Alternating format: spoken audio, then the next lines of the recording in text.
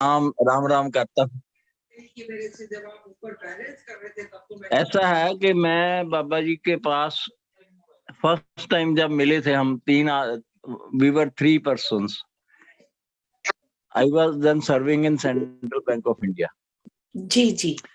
तो कोई मेरे दोस्त थे, वो मुझे मिलाने के लिए लेके गए। जलंधर में जब हम गए तो बाबा जी वहां नहीं थे, बाबा जी गए हुए थे फगवाड़े। कोई मिस्टर गोयल थे, उनकी कोठी का मुहूर्त था। तो हम 3 आदमी स्कूटर पे चले गए, वहीं फगवाड़ा चले गए। तो बाबा जी उनको कह रहे थे कि ये 3 आदमी मेरे से मिलने के लिए आ रहे हैं। वहां जब हम गए तो फर्स्ट टाइम वहां गए तो बाबा जी वहां थे, और बड़े बाबा जी बाबा भरतदास जी भी वहीं थे। वाह।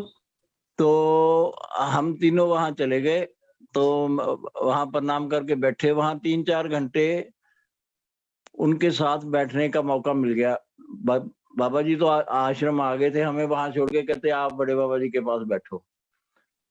तो बड़े बाबा जी के पास हम बैठ के 4 घंटे उनके साथ हम बैठे उनके अंदर कमरे में। तो कई बातें उन्होंने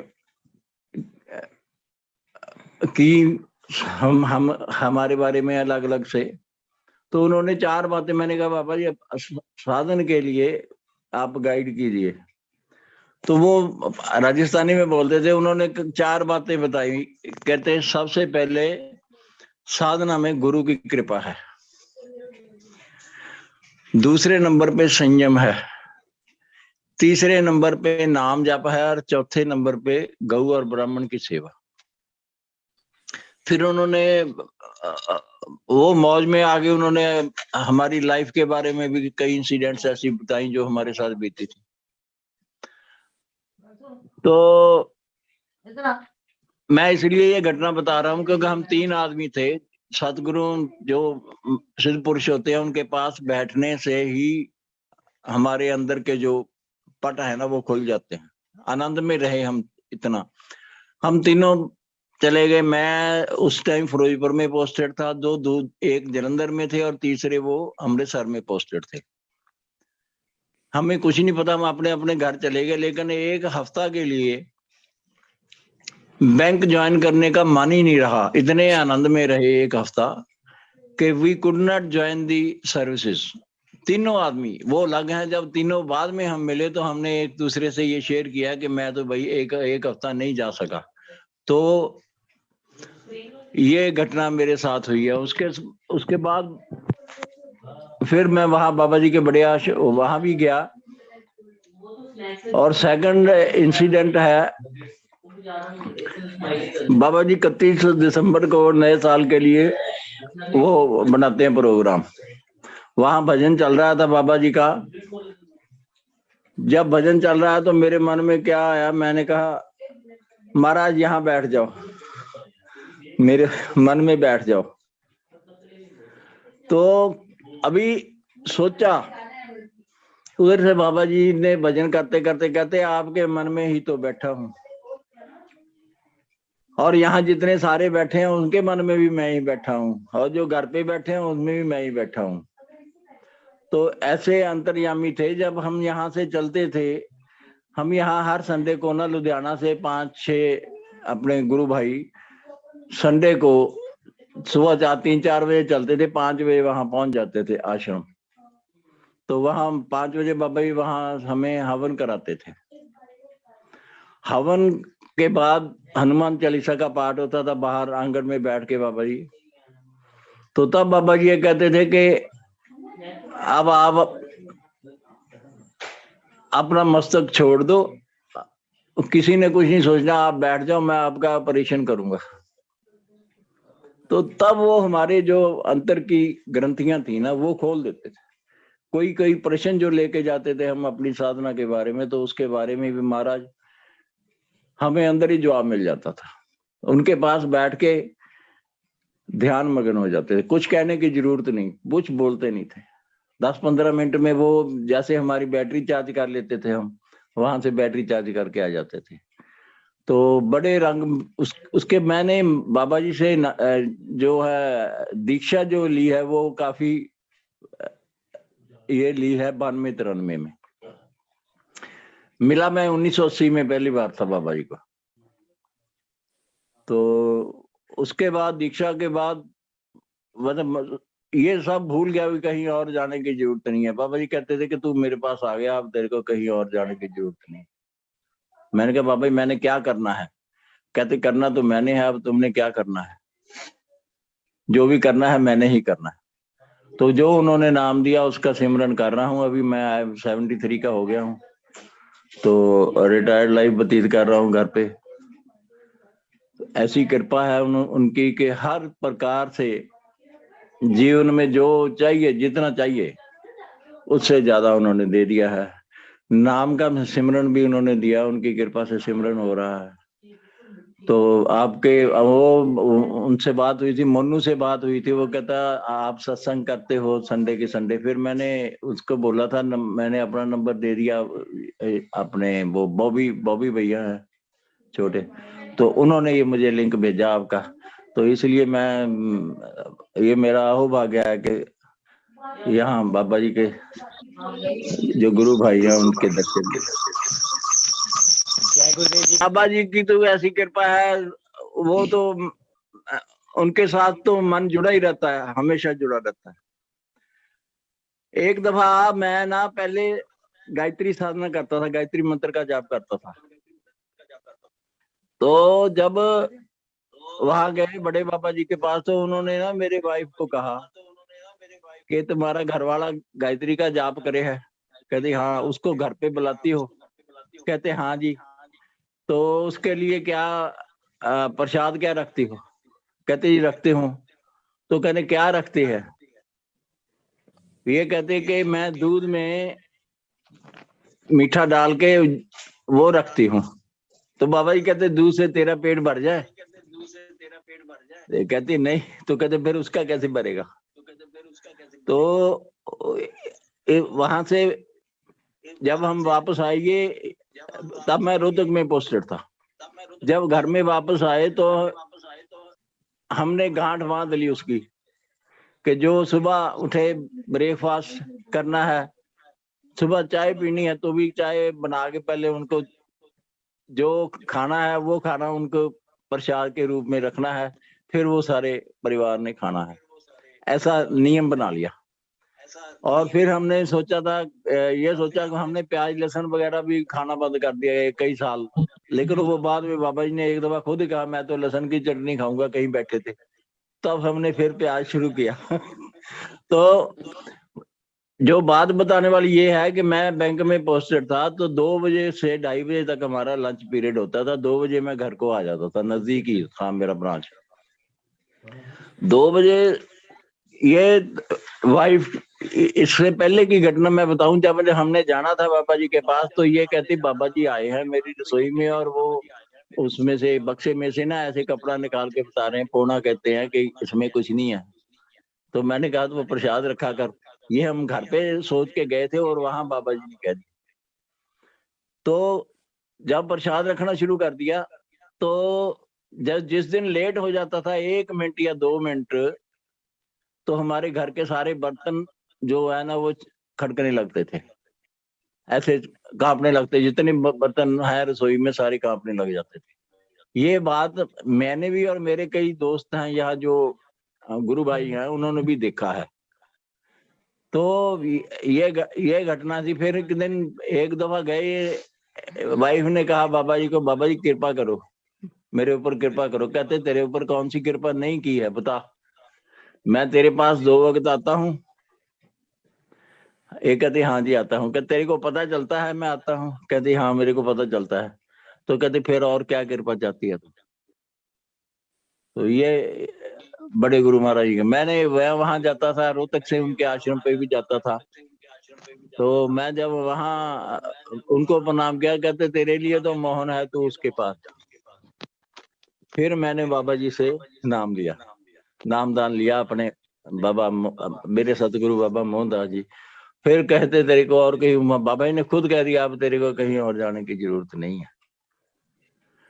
तो मैं तो उनको ईश्वर के रूप में ही, अगर कोई ईश्वर है तो उनको ही हम दे सकते हैं, उसको ईश्वर के रूप में ही मानता हूँ बाबा जी को, बस। ये है, घटना तो बहुत है लाइफ में, फिर कभी कभी ऐसे है याद आ जाती है, मैं भूल जाता हूँ। फिर बाबा जी की तो रोज ही कोई ना कोई घटना मेरे साथ हो जाती थी, और सारा परिवार हमारा बाबा जी की शरण में है। ये मेरी वाइफ है। नमस्कार जी, नमस्कार। हाँ जय जी बाबा जी नमस्कार। की, हाँ जय जी बाबा इनके जी साथ की बहुत जय। घटना बाबा जी की होती हाँ जी नमस्कार जी। नमस्कार। हाँ, एक बार है ना जयपुर चले गए थे धीर साहब। हाँ तो उन्होंने वहां पर जाकर मैं घर में बैठी रामायण का पाठ कर रही थी। मैं तो एक सेकंड रोक के बॉबी भैया ये मैंने घर पर ही सोच कर कहा कि बाबा जी अगर जे गए हैं तो अगर मैं आपकी बेटी हूं तो मेरे पर कृपा करो। मैं घर में ही बैठी सोच रही थी और फिर मैं रो पड़ी। तो जब जे जयपुर से वापस आए हैं ना, तो बाबा जी ने मुझको है ना पैसे भेजे, कहते मेरी बेटी घर में बैठी रो रही है।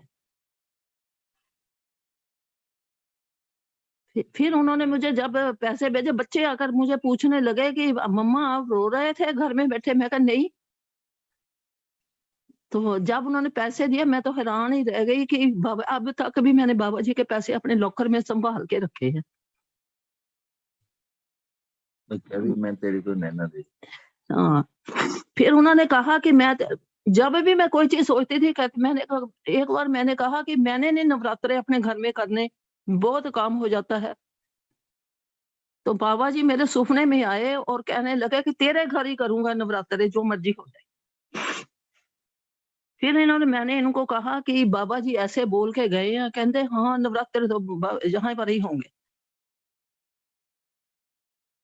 बाबा जी की बातें तो बहुत है मेरे पास। अब मुझे थोड़ा सा ना मन भरा हुआ है। जब पाठ पर भी बैठती हूँ ना तो मुझे लगता है कि महाराज जी आ गए, बाबा जी आ गए, ऐसे लगता रहता है।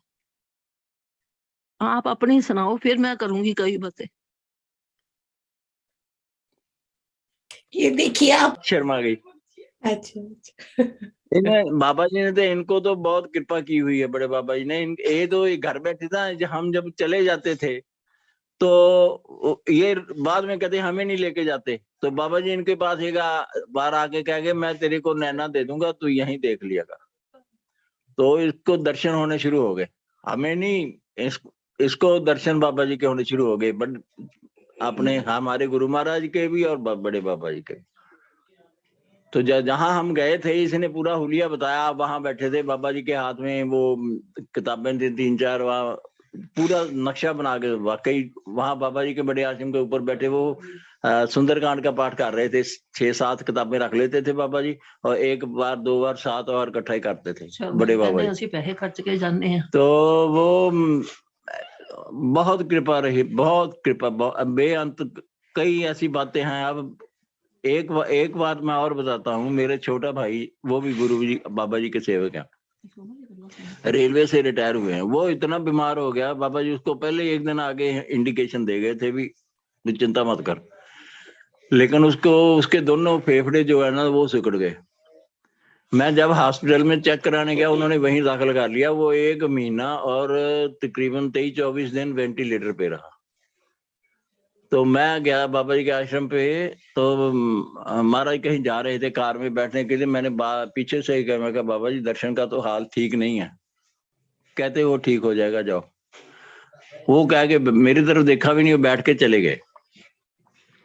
और उसकी मतलब हालत बहुत बिगड़ गई। फेफड़ा फिर पंक्चर होके वहां यहाँ से कट करके, खाने का भी मतलब श्वास का भी यहाँ से गले से कट करके अलग से दिया उसको। उसका बेटा डॉक्टर है यूएसए में, वो भी आया हुआ था। वो मेरे को क्या कहता है, कहता ताया जी आप अपना मन पक्का कर लो, मतलब मेरे डैडी की हालत ठीक नहीं है। मैं कहा बेटा तू कह रहा है, मेरे को मेरे गुरु महाराज ने कहा कि ये ठीक हो जाएगा, तो ये ठीक हो जाएगा। कहते वो आपकी विश्वास है, मैं एज ए डॉक्टर आपको कह रहा हूँ कि मैं बहुत घबरा गया। फिर बाबा जी यहाँ से शताब्दी से जा रहे थे, दिल्ली जलंधर से। तो मैं वहां, हम सभी लुधियाने वाले प्रणाम करने चले जाते हैं, सारी संगत होती है। तो भी वहां भी इतनी संगत थी, अब मैं किसी के सामने कोई बात नहीं कर सकता था। तो बाबा जी जब फिर वापस गाड़ी पे चढ़ने लगे तो पीछे से फिर मैंने कहा, मैं कहा बाबा जी उसकी हालत तो बहुत ज्यादा खराब हो गई। महाराज ने देखा ही नहीं मेरी तरफ, फिर कहने लगे यार तेरे को एक दफा बोला है, फिर बार बार क्यों पूछता है। वो दिन गया, 3-4 दिन के बाद वो रिकवर होना शुरू हो गया और 1 हफ्ते के अंदर वो वहां से आईसीयू से निकाल के उसको उसमें कमरे, प्राइवेट कमरे में दाखिल करा दिया। और वो जब ये उसको होश आया तो उसने बताया कि बाबा जी आए हैं, उन्होंने डॉक्टर के कपड़े पहने हुए हैं, वो सारे डॉक्टर्स को इंस्ट्रक्शन दे रहे हैं, इसकी ये नाली निकाल दो, इसको ये टीका लगाना है, ये करना है। और उसके बाद कहता इसके बाद मुझे कोई होश नहीं। तो उसके बाद वो इतना हो गया था कि एक अपनी सारा उसका ये मसल्स खत्म हो गए थे, स्किन और हड्डियां थी, और ऐसे एक उंगली भी नहीं हिला सकता था। फिर भी वो मतलब कि जब ठीक हो गया, 1-1.5 महीने में वो रिकवर कर गया। फिर मैं बाबा जी के पास लेके गया, मैं कहा महाराज इसने आपने इसका दूसरा जन्म दिया। भी मैंने ये मेरे मन में थे, बाप बोलने ही लगा था, महाराज ने ऐसे कराया, चुप कर जाओ, कहते बोलना कुछ नहीं। तो ऐसी उनकी महिमा है, ऐसे ऐसे काम उन्होंने किए हैं। मैं तो लाइफ में तो मुश्किल में से जैसे मक्खन में से बाल निकाल के रख देते हैं, ऐसे पता नहीं लग देते। महाराज की ऐसी कृपा है। अब अच्छा ये बताओ, ये बात कर रही है फोटो बड़ी कितना करनी है। नमस्ते नमस्ते रिंकू।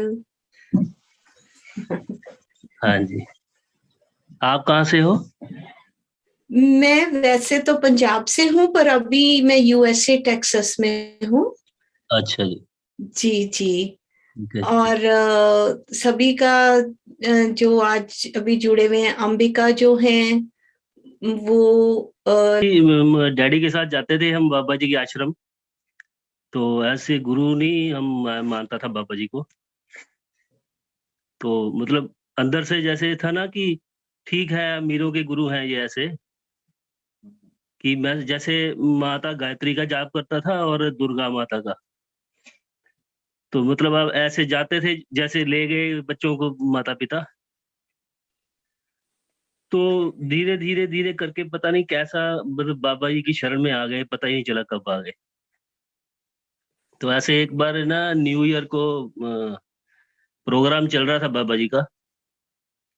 तो बाबा जी ने एक कहानी सुनाई, वो हाथी और मगरमच्छ वाली। आप बताइए वो कब, मुझे नहीं पता कौन सी कहानी है। हाँ, वो जब हाथी फंस जाता है कीचड़ में, तो वो भगवान विष्णु को याद करता है कि मुझे बचाओ मगरमच्छ से। तो भगवान आते हैं और उसकी वो काट देते हैं मगरमच्छ को। तो बाबा जी ने कहा आपके लिए नया साल बहुत ही शुभ हो। तो हम आ गए घर में आशीर्वाद लेकर। तब मैंने बाबा जी को एज ए गुरु नहीं मानता था मैं, ऐसे ही जैसे तमाशे देखने लोग चले जाते हैं।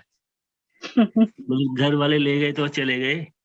तो अगले दिन आए तो मैंने नया मोबाइल लिया था उस टाइम पर 2004 की बात है, शायद न्यू ही था अभी। तो मेरा मोबाइल गिर गया रास्ते में, बाइक पर जाते जाते ऑफिस। तो मैंने कहा बाबा जी आपने तो कहा था कि नया साल शुभ हो, ये तो पहले दिन ही मेरा नुकसान हो गया।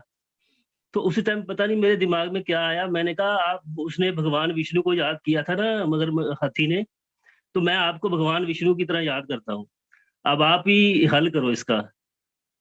तो वो फोन जो स्विच ऑफ हो गया था, तो 1 घंटे बाद एक बंदे का फोन आया कि आपका फोन ऐसे ऐसे है, तो ये आके ले जाओ। बस वो घटना से पता नहीं, घटना तो छोटी सी है लेकिन मेरी श्रद्धा जाग गई। तो फिर मैं उनके पास पहुंच गया कि ऐसे मुझे अपना शिष्य बना लो। बस तब से लेकर मतलब काफी कुछ चेंजेस हो गई लाइफ में। तो मतलब बाबा जी के साथ धीरे धीरे धीरे जो एक्सपीरियंस होते गए, तो इवन सपने में आकर भी वो बहुत मार्गदर्शन किया उन्होंने मेरा, क्योंकि डायरेक्ट पूछने की मेरी हिम्मत नहीं होती थी। तो बहुत सी बातें बताई, मतलब जहां पर मैं शुरुआत की थी वो जैसे कीचड़ में से उठाकर थोड़ा सा उन्होंने ऊपर उठा दिया मुझे।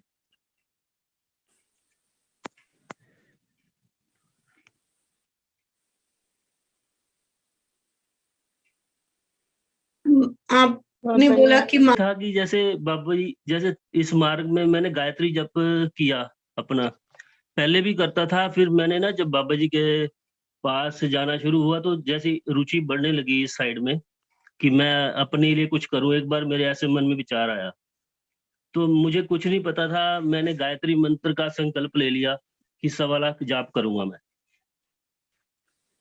तो मैंने 1.25 लाख जाप कर लिया 84 दिनों में।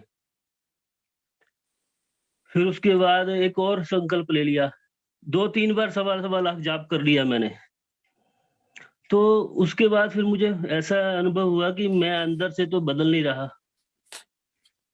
मैं तो वैसा का वैसा ही हूँ। फिर मैंने जाप करना बंद कर दिया, आंखें बंद करके 15-20 मिनट बैठ जाता था मैं, उसमें मुझे आनंद आने लगा। फिर बाबा जी के पास जाते थे, वो भजन गाते थे, बीच बीच में कुछ समझाते भी थे, तो मुझे समझ नहीं आता था। मैं तो यही समझता था कि बाबा जी आप कुछ ज्ञान की बातें तो बताओ, हर टाइम राम राम करते रहते हो। तो वो उसी दिन ही जैसे समझ लो कि बाबा जी ने बोला कि जो भी साधु संत पुरुष हुए हैं वो ऐसे ही नहीं बताते फिरते किसी को अपनी बातें, वो लिख गए हैं अपनी बातें। तो मैंने सोचा अच्छा आपने भी कुछ लिखा होगा, तो मैंने बाबा जी की 2 बुक्स ले ली, एक तो योग साधना और मन का स्वरूप। जब मैंने पढ़नी शुरू की तो काफी कुछ मुझे पता चला, लेकिन बाबा जी ने ऐसे बीज रूप में वो लिखा हुआ है मन का स्वरूप में कि मुझ जैसे को तो बिल्कुल समझ नहीं आती थी। तो जैसे आंख बंद करके बैठा रहता था, मैं प्रार्थना करता रहता था कि कुछ तो मार्ग मिले।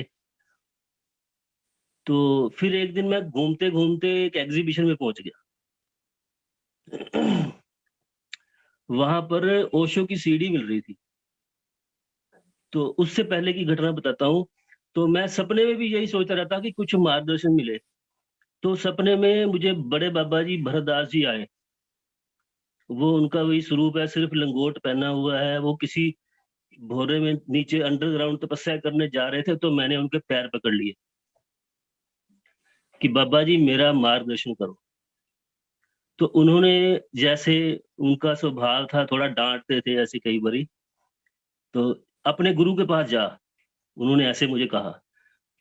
तो मैं हैरान रह गया। सुबह उठा, मैंने कहा मैं तो कितना मूर्ख निकला कि गुरु मेरे पास हैं और मैं मतलब औरों से पूछ रहा हूँ कि मार्गदर्शन करो। तो हिम्मत नहीं हुई फिर बाबा जी के पास जाने की। तो मैंने उनसे बैठे बैठे ही अपने मन में प्रार्थना की कि आप मेरा मार्गदर्शन करो। तो वो सपने में आ गए फिर 1-2 दिन बाद। तो मैंने उनके भी पैर पकड़ लिए कि बाबा जी मेरा कल्याण करो। तो कहते मैं तुम्हारा क्या कल्याण कर सकता हूँ। मैंने कहा नहीं, मैं कीड़े मकोड़ों की तरह भटक रहा हूँ, आप ही हो जो कुछ कर सकते हो। तो उन्होंने मुझे कहा तू 6 घंटे सोया कर बस। लेकिन मेरी आदत थी, मैं 8-8 9-9 घंटे सोता रहा उस टाइम पर। तो फिर मैं क्या इसको करूं कैसे।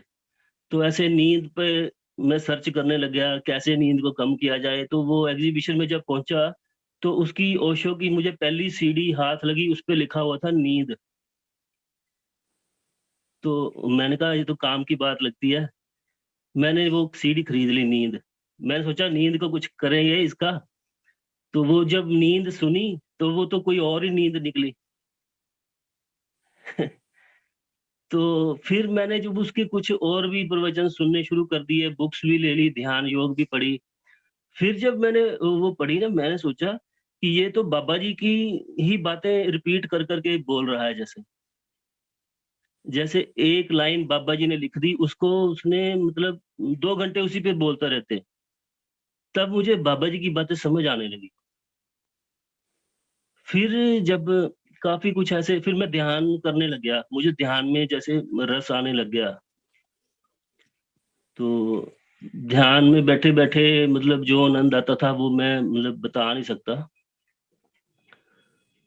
तो बस ऐसे ही फिर चलता रहा। बाबा जी बीच बीच में आ जाते थे, सपने में भी आ जाते थे, बता देते थे कुछ ना कुछ। तो कई ऐसे अनुभव हुए हैं। जैसे एक बार मैं दुर्गा माता का जब पाठ करता था ना, तो मेरे पास स्फटिक की माला थी एक। तो बाबा जी सपने में आए, कहते ये ले तुलसी की माला, ये जाप किया कर, तूने गायत्री को बहुत गाया है तुमने, ये ऐसे बोला उन्होंने। मैंने कहा हाँ। अच्छा जी। तो मैंने कहा नहीं मेरे पास बाबा जी ये माला है। मैं दिखाने लग गया स्फटिक वाली माला। नहीं, कहते तू ये तुलसी की माला रख। तो एक दो दिन बाद वो मेरी माला टूट गई स्फटिक वाली। तो फिर मैंने वो तुलसी की माला से जाप करना शुरू कर दिया। तो बस ऐसे ही फिर जब मन का स्वरूप पढ़ते पढ़ते जब उसके एंड में पहुंचा ना मैं, तो जैसे मेरे एकदम से ना जो भी मेरा थॉट प्रोसेस था, लाइन ऑफ थॉट थी ना, वो एकदम से हिल गई। मतलब मैंने वहां पर एक लाइन पढ़ी कि ब्रह्मा विष्णु और महेश परमात्मा की 3 आंखें हैं, और उनको भी इस बात का पता नहीं है। आपने भी शायद पढ़ी होगी ये लाइन। तो मैं हिल गया। मैंने कहा हम तो मतलब सर्वोपरि मानते हैं ब्रह्मा विष्णु महेश को, और इनके ऊपर भी कोई है, और इन तीनों को भी उस चीज का पता नहीं है। तो मतलब सारा एक आधार ही हिल गया। जो भी हमारा एक रिलीजियस बना हुआ था ना थॉट, या जो भी धारणा कह लो, धारणा टूट गई। तो फिर मैंने मतलब बाबा जी के पास पहुंच गया मैं जलंधर में। यहाँ पर आए स्टेशन पे, मैंने कहा बाबा जी मैं इतना व्याकुल हो गया था कि मैं रोता रहता था ऐसे ही, कि ये क्या हो गया, अब मैं क्या करूं। तो वहां पर हम जलंधर में जब पहुंचे, तो मौका मिला बात करने का। तो बात कुछ करने गया था, मुंह से कुछ और ही निकलता गया, ये बाबा जी ऐसे ही हो गया, वो हो गया। तब तब कुछ मतलब बाबा जी ने इतना ही कहा, तू चुप हो जा। अब मैं आ गया। मैंने कहा करने क्या गए थे और कुछ हो गया। बस ऐसे ही बस पूछ नहीं पाया उस टाइम। मेरे मन में ये दुविधा थी कि अब मैं गायत्री मंत्र का पाठ करता हूँ या गुरु मंत्र का पाठ करता हूँ, अब मैं क्या करूं, मैं ध्यान करूं या मंत्र में जाऊं। क्योंकि एक बार जब ध्यान में मैं उतर गया, चाहे एक कदम ही लिया हो, ज्यादा गहरे तो नहीं गया, लेकिन अब उसके बाद ना मुझे मंत्र जाप में या ऐसी मतलब तो मन नहीं लगता था मेरा। मतलब मुझे ऐसा मुझे जो होता ना अपना बोध जो हो जाता ना एक बार, मतलब अपना बोध खत्म ही नहीं होता। अब मुझे कभी भी नहीं खत्म होता। अब मैं कुछ करता हूँ, मुझे पता लगता है कि मैं ये काम कर रहा हूँ, जाप कर रहा हूँ। पहले ऐसे होता था, जब मैं जाप करता था या पाठ करता था ना, तो मैं उसमें लीन हो जाता था, मुझे अपनी सुध बुध नहीं रहती थी। अब वो चीज खत्म हो गई मेरी। अब जैसे मैं कुछ करूंगा ना, जाप में रूटीन बना हुआ है, मैं करता हूँ, लेकिन अब मुझे ऐसा अपना बोध खत्म नहीं होता। जब तक अपना बोध खत्म नहीं होता तो उसमें लीनता नहीं आती जो भी कुछ करता हूँ। तो बस ऐसे ही अब लटक रहे हैं, अब इधर से पेंडुलम की तरह। तो बाबा जी सपने में आते हैं अभी भी हाँ जी, बहुत? हाँ जी, तो अभी भी फिर आते हैं। तो फिर को क्या बताते हैं आपको अभी जब आते हैं तो? बाबा जी ने बहुत कुछ बताया है। मैंने वो सारे लिखे भी हुए हैं अपने अनुभव अपनी डायरी में। तो वैसे एक लाइन बोल जाते हैं, उसका जो भी कुछ मेरे प्रश्न होते हैं उनका उत्तर भी मिल जाता है मुझे। अब एक बार जैसे बाबा जी हैं? हाँ, एक बार ऐसे बाबा जी जब ये आए ना, वो कहते 6 घंटे सोया कर। तो उसके बाद ये एक सीरीज बननी शुरू हो गई, मतलब सपने में आते थे वो। तो उसके बाद जब आए 6 घंटे सोया कर, फिर उसके बाद उन्होंने एक बार ये बात कही कि इस संसार में सतगुरु के सिवाय कोई अपना नहीं है। ठीक है। फिर एक बार उन्होंने ये बताया, बैठे हुए थे जैसे, कि प्रतिक्रिया भी एक प्रकार की क्रिया ही है।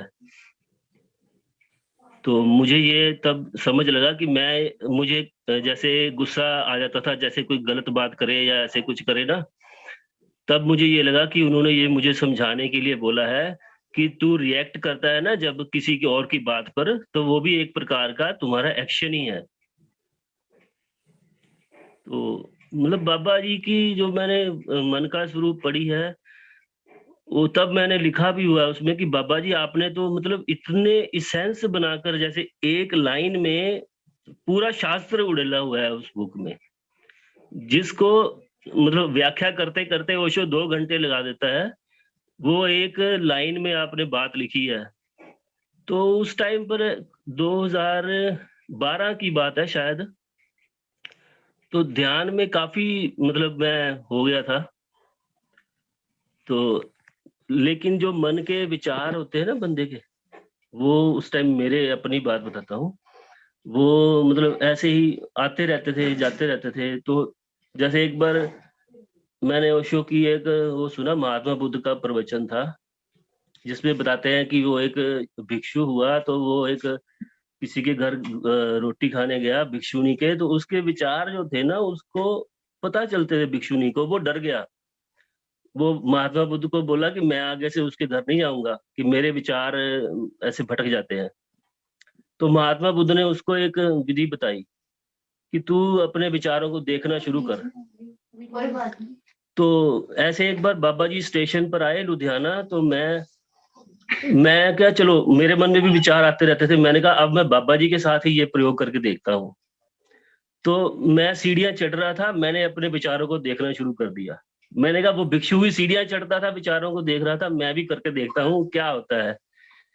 तो मैंने जैसे ही सीढ़ियां चढ़ते चढ़ते अपने विचारों को देखना शुरू किया, तो विचार खत्म हो गए।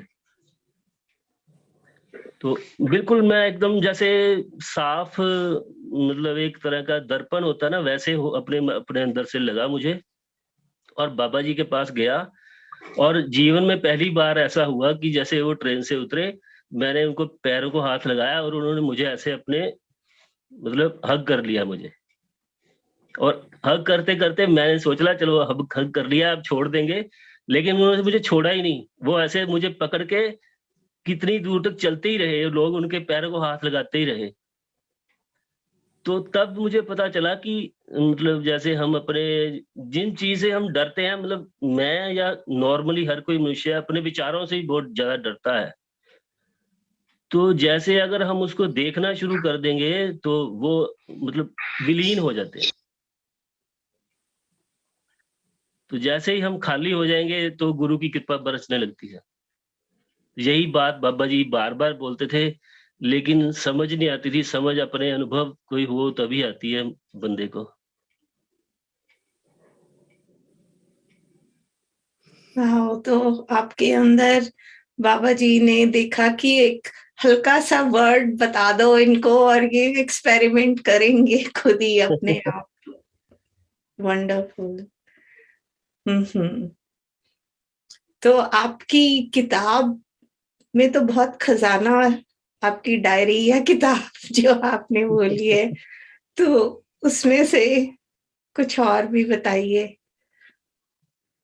बस मैं यही बताना चाहूंगा कि एक जो बाबा जी का निंदक टाइप कह लो आप मुझे, निंदक ऐसे नहीं कि मतलब क्रिटिसाइज, जैसे हर चीज को ऐसे परख परख के चेक करने वाला कि अब ये क्या करेंगे, अब वो क्या करेंगे, उसको बाबा जी ने अपना शिष्य बना लिया। तो ये एक बहुत बड़ी बात है। जैसे कि एक ब्लैक कैनवस को व्हाइट कर दिया जाए,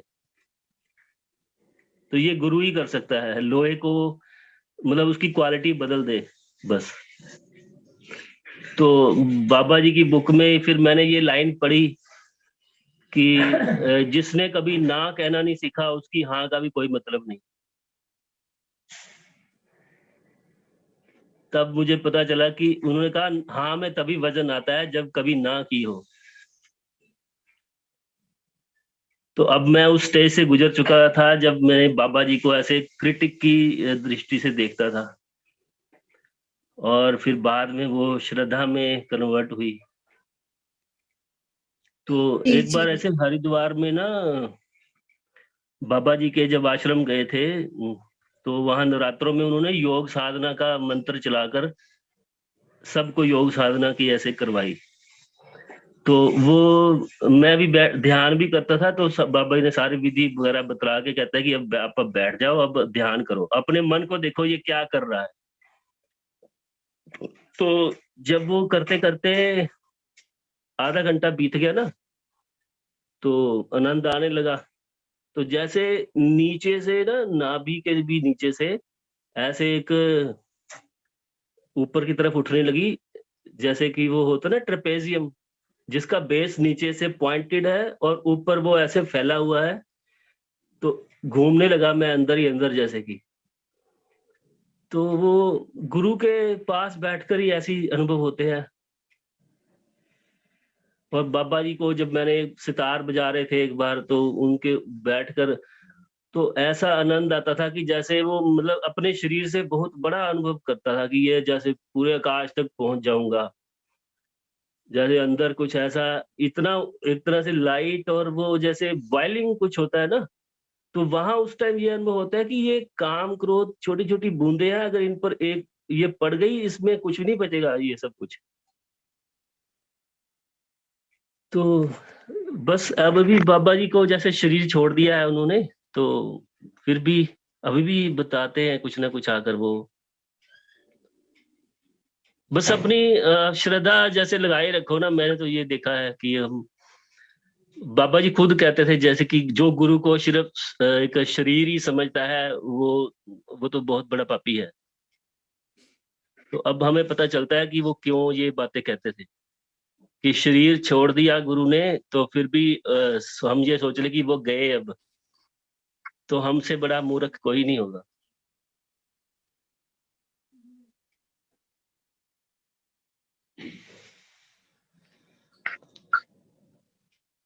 आपका लेटेस्ट बाबा जी ने क्या बताया है, क्या मार्गदर्शन किया है? एक्चुअली अब ना मैं थोड़ा इधर बिजनेस में ज्यादा बिजी हो गया। मेरा जो एक पहले बिजनेस था वो उसकी बैंकिंग का था, उसमें चेंजेस आने के कारण मैं फैक्ट्री लगा ली, उधर ज्यादा बिजी हो गए। तो उस टाइम पर तो ऐसा था कि मेरा मन करता था कि मतलब 40 साल की एज में मैं रिटायर हो जाऊंगा, 45 तक सब कुछ छोड़ छाड़ के। मतलब छोड़ छाड़ के ऐसे नहीं कि फैमिली को, कि बस बिजनेस वगैरह कुछ खास नहीं करूंगा। लेकिन उसके बाद जो बिजनेस बंद हो गया, फिर नया सेटअप करने में बहुत ज्यादा बिजी हो गए।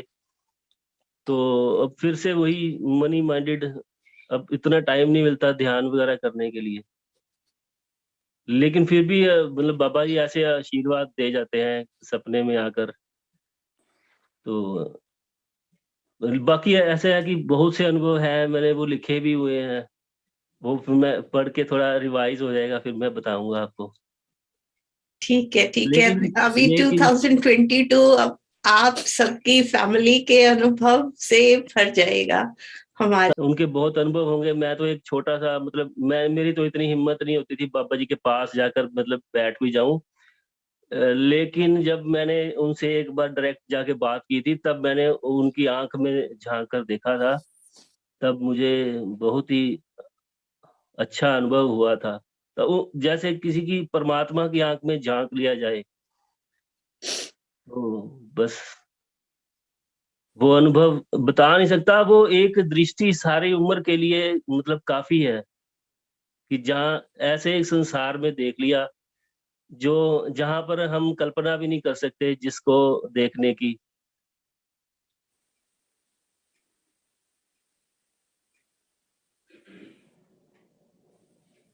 बस बाबा जी ने जो बातें बताई हुई हैं वही हमारा मार्गदर्शन करती रहती हैं। उसको उसी की लाइट में हम अपना जीवन गुजार रहे हैं। अदरवाइज भटकाव इस दुनिया में बहुत है, भटकाने वाले लाखों मिल जाते हैं, बाबा जी कहते थे, पहुंचाने वाला कोई कोई होता है। तो अब जैसे उस चीज का हमने अनुभव कर लिया है, अब कोई मतलब कोई भटका नहीं सकेगा अब हमें। बाबा जी ने अब हमारा हाथ पकड़ा हुआ है, अब ये जन्म जन्मांतर तक छोड़ेंगे नहीं जब तक हमारी जर्नी पूरी ना हो जाए।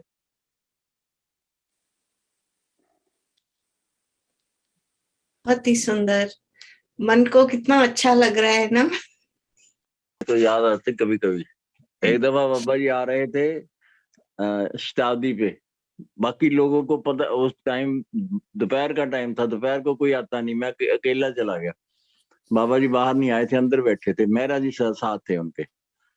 तो मैं अंदर गया, बाबा जी ने मेरे को ना एक पोटली पकड़ा दी। वो आ रहे थे सालासर से, कहते ये उसको पूजा हौजरी वालों को दे देना। उसमें क्या था? एक एक थैली में प्रसाद था, एक मूर्ति थी। अब मैं क्या सोचने लगा, मैंने कहा देखो जो घर पे बैठे हैं उनको तो प्रसाद भेज रहे हैं, और जो यहाँ प्रणाम करने आया उसको कुछ नहीं। ये सोचता सोचता मैं उतरने लगा ट्रेन से, तो मेरे को भेजा उन्होंने वापस को, उसको बुला के ला। तो मेरे पास कह रहा बाबा जी बुला दे सोनू।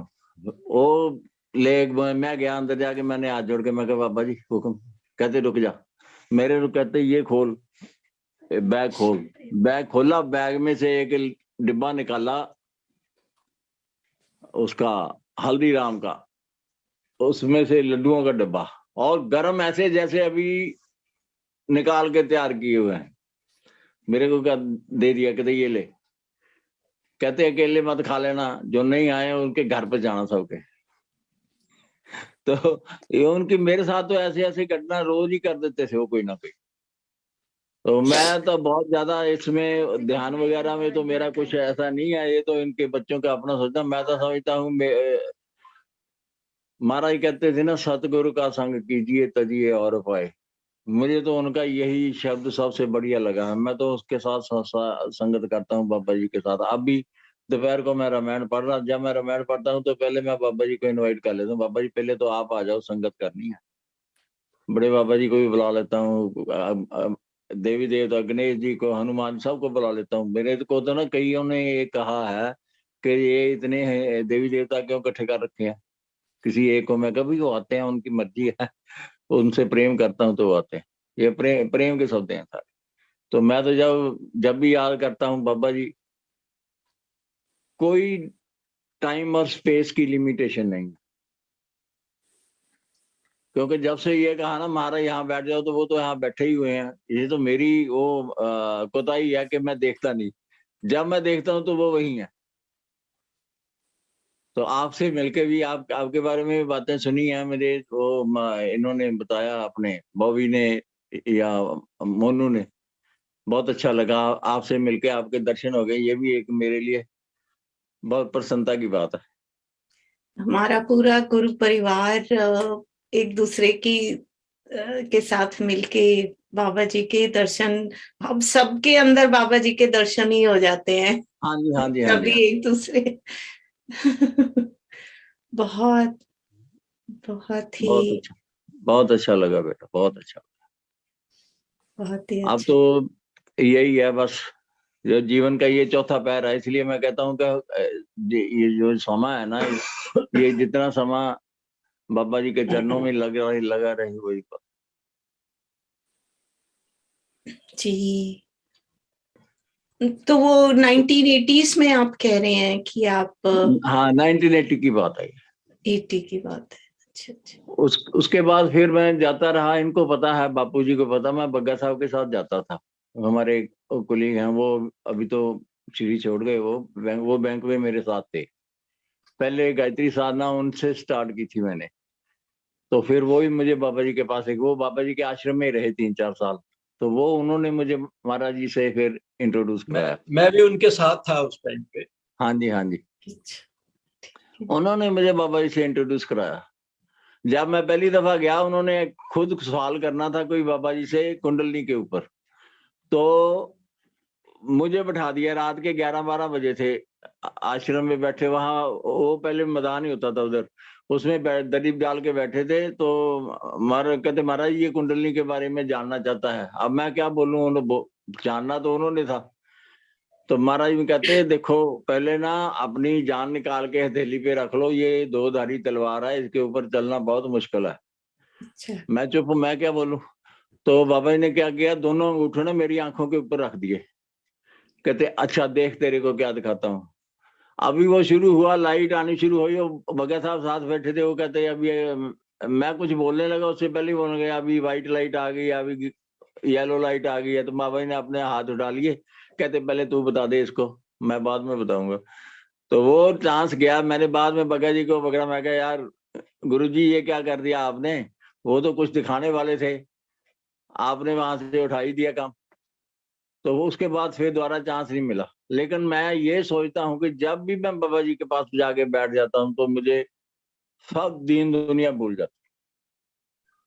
सिर्फ कई कई अनुभव कराए, फिर कभी याद आएगा तो मुझे, तो जब याद आता है फिर मैं बता देता हूँ, तो फिर शेयर कर लेंगे। अभी तो अब काम शुरू हो गया। तो आपको बहुत फिर अच्छा। कुंडलिनी के बारे में पता चला उसके बाद? वो फिर कभी बात करेंगे, अभी फिर लंबा हो जाएगा। मेरे को तो जब कोई बात याद आ जाती है, रॉ में बह जाता हूँ, फिर मुझे टाइम का पता नहीं चलता।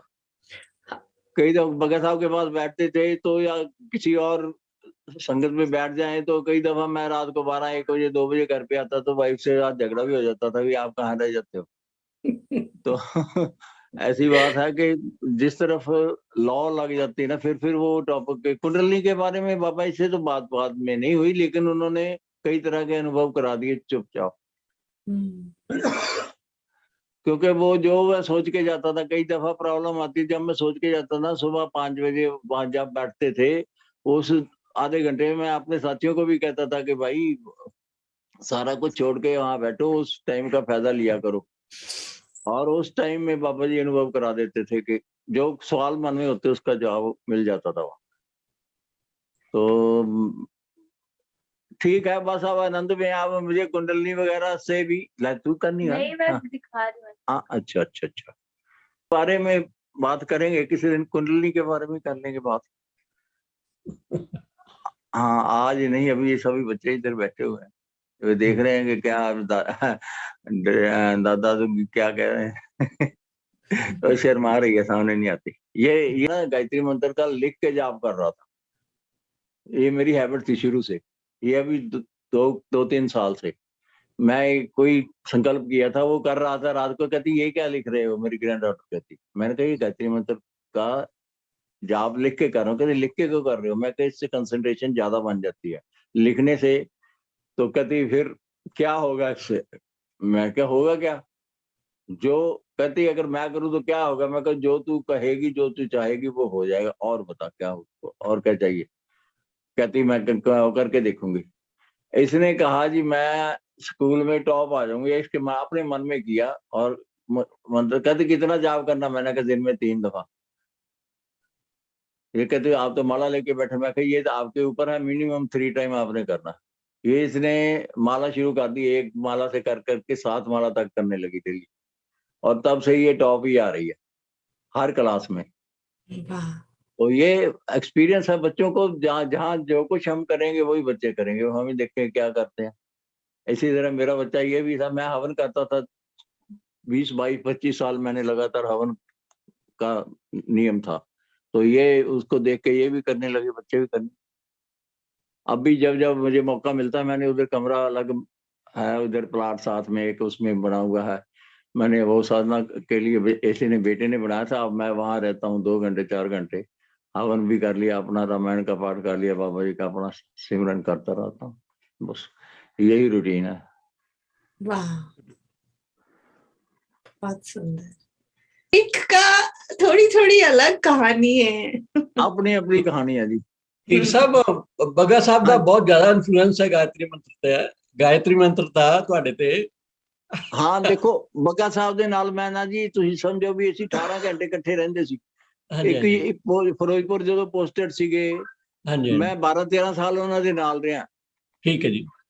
ਕੋਈ ਵੀ ਕੰਮ ਤੁਸੀਂ ਪਹਿਲੀ ਵਾਰੀ ਸ਼ੁਰੂ ਕਰੋਗੇ ਉਹਦਾ ਅਸਰ ਰਹਿੰਦਾ ਹੈ, ਔਰ ਇਹਦਾ ਮੈਂ ਅਸਰ ਦੇਖਿਆ ਜੀ। ਗਾਇਤਰੀ ਮੰਤਰ ਦਾ ਤਾਂ ਬੜੇ ਰੰਗ ਦਿਖਾਏ ਨੇ ਗਾਇਤਰੀ ਮੰਤਰ ਨੇ, ਮਤਲਬ ਜ਼ਿੰਦਗੀ ਦੇ ਵਿੱਚ ਬੜੇ ਰੰਗ ਦਿਖਾਏ।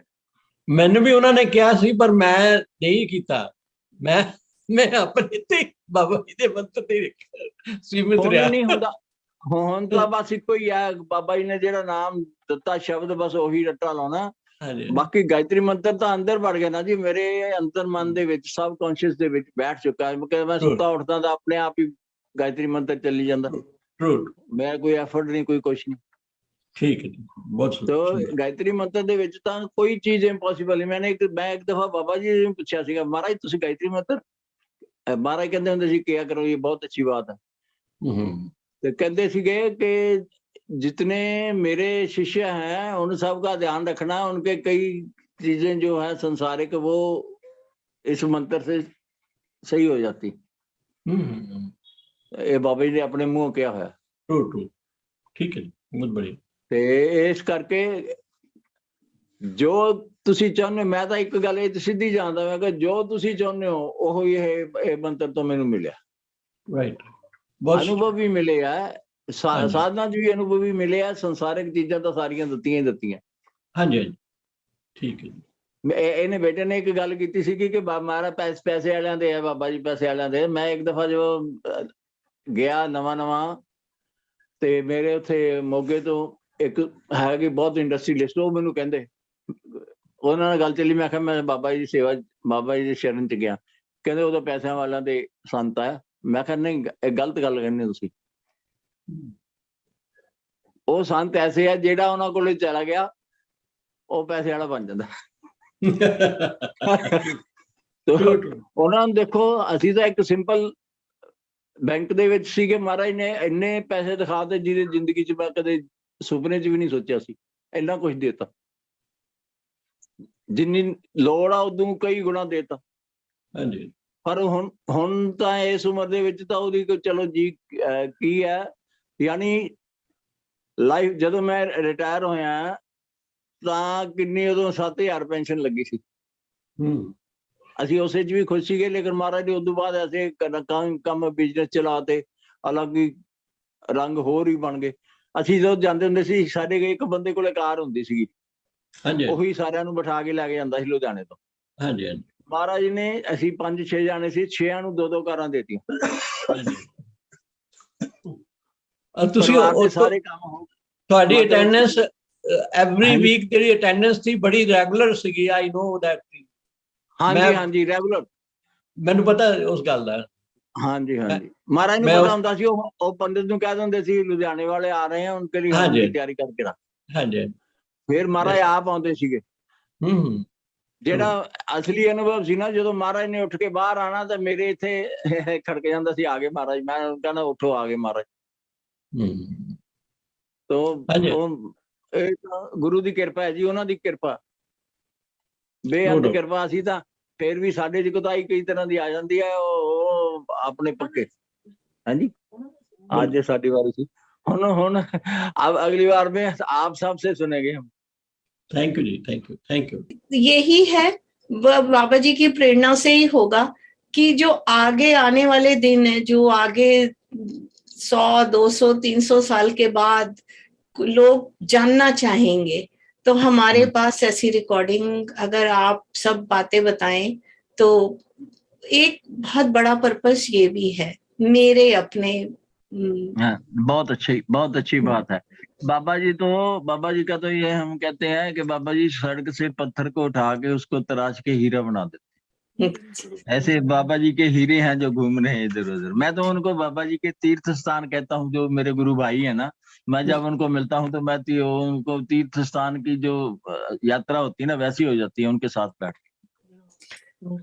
तो जितने भी जब भी आप जुड़ना चाहें, जब भी आप रिकॉर्डिंग करवा सकते, और जितने भी हैं गुरु भाई बहन जो जिनका सानिध्य रहा है बाबा जी के साथ, वो अपने अनुभव बताएं तो हम बाबा जी की सेवा ही है वो। अभी इन्होंने बताया, मुझे याद करा दी एक घटना। एक मैं ना बुक पढ़ रहा था।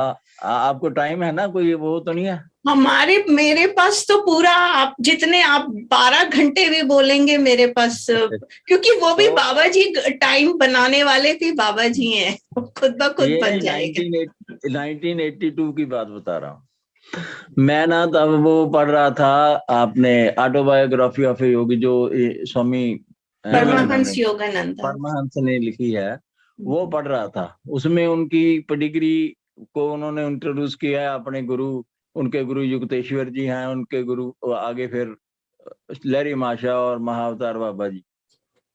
तो वो मैं ना वो उनमें लिखा हुआ था, मैं पढ़ रहा था उसको, तो उसमें किताब में ये लिखा हुआ था कि ये महाअवतार बाबा जी है जो कंटेम्परेरी टाइम पे, इस टाइम पे भी कोई साधक इसमें इस साइड में लगा हुआ है तो उसकी मदद करते हैं। तो मैंने कहा, मेरा तो सीधा सा झटका हिसाब है, मैंने कहा बाबा जी आप सबकी मदद कर तो मेरी भी करना। उन दिनों मैं अभी बाबा जी से नामदान लिया नहीं था, ये तब की बात है। तो बात हो गई, मैंने पढ़ के रख दी। उन दिनों फिर बग्गा जी से मेरी मुलाकात हुई, उन्होंने मुझे गायत्री साधना में इंट्रोड्यूस किया।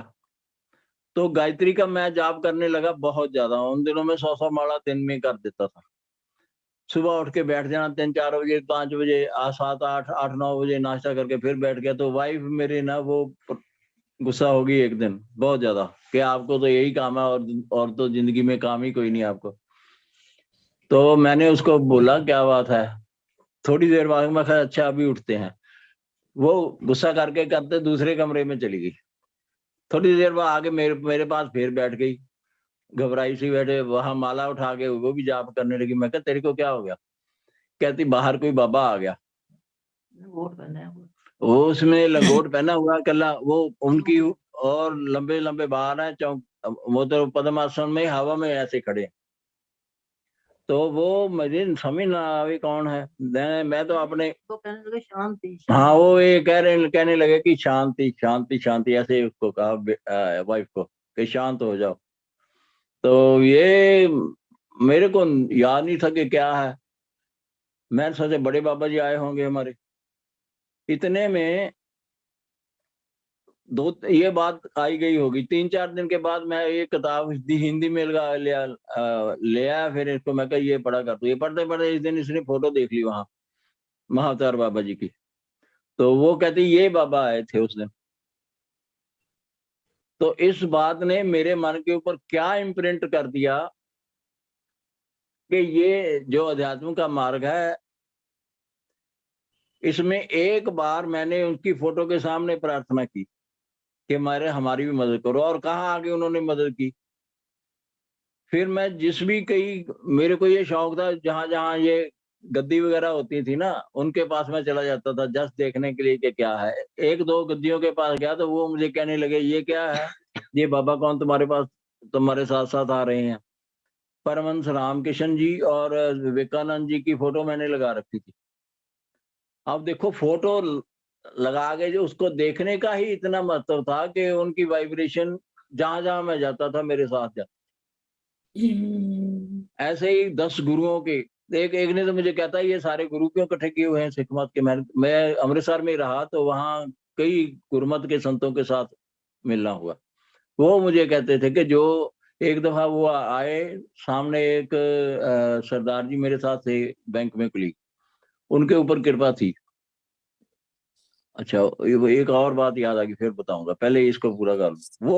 वो सरदार जी कहते हैं कि जिसको आप पूजा करते हो वो देवी यहाँ खड़ी है। पूरा हुलिया बताया उसने, ये उसके आयुध हैं, ये कपड़े पहने हैं, ये बाल हैं, इसके पास 2 वो खड़े हैं, एक बग्गा जी खड़े हैं, एक आपके जलंधर वाले महाराज खड़े हैं, एक वो बड़े बाबा जी खड़े हैं, और 2 और संत हैं, ये परमहंस रामकृष्ण।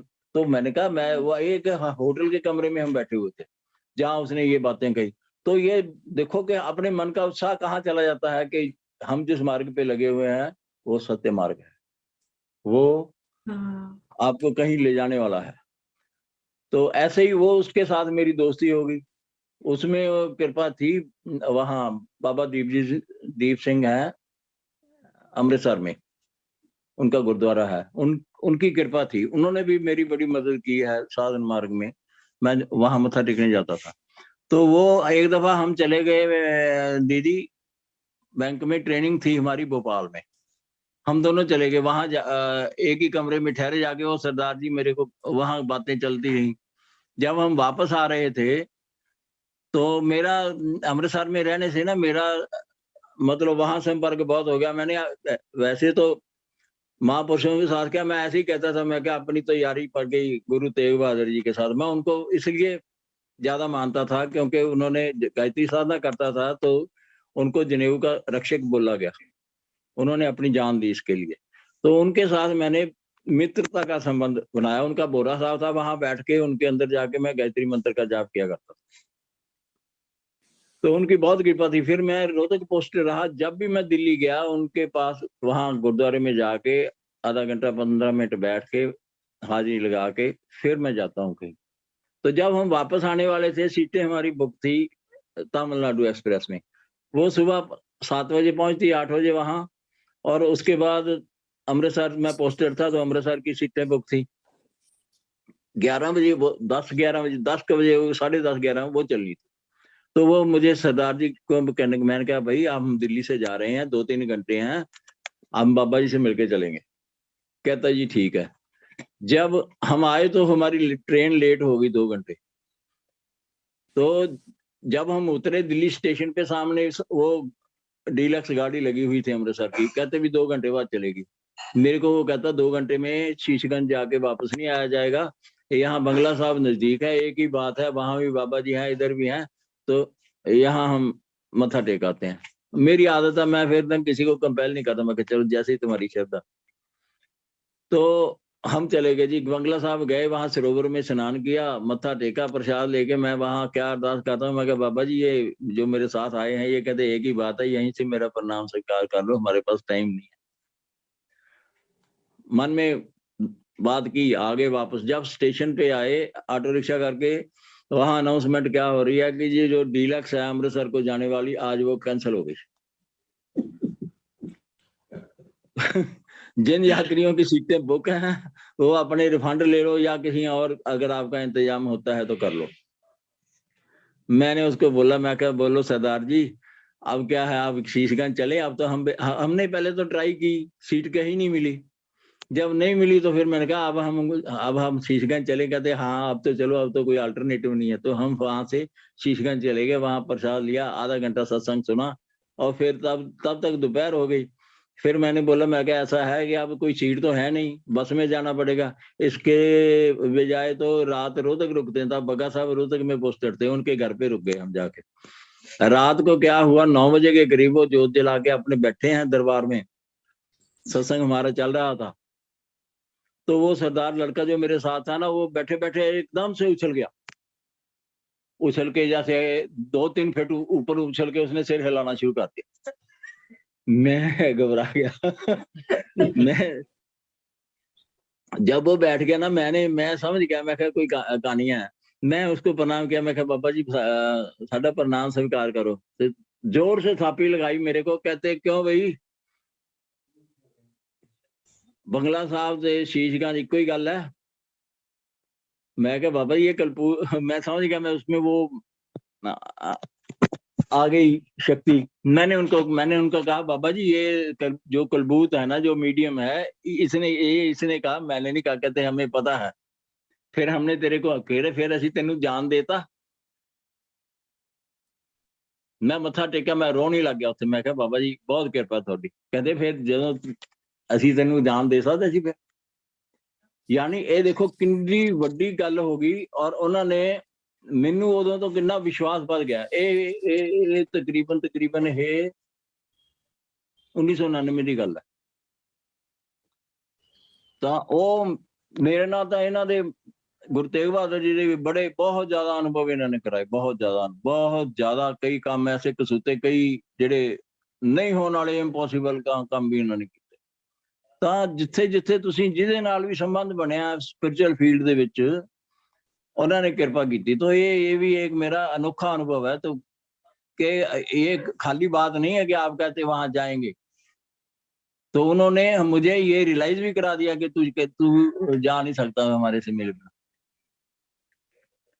धन्यवाद। तो आपकी तो लिस्ट में कुछ याद कर रही हूँ। आपने कौन कौन से नाम बताए हैं? एक तो महाअवतार बाबा जी, गुरु तेग बहादुर जी, और बाबा भरतदास जी हाँ जी, और परमहंस योगानंदा, रामकृष्ण परमहंसा, विवेक परमहंस जो वो अपने हुए हैं, वो रामकृष्ण परमहंस, रामकृष्ण जो विवेकानंद जी के गुरु। हाँ हाँ, ये दोनों पाली मंदिर। महापुरुष, इन दोनों ने भी बहुत कृपा की है मेरे पर, बहुत।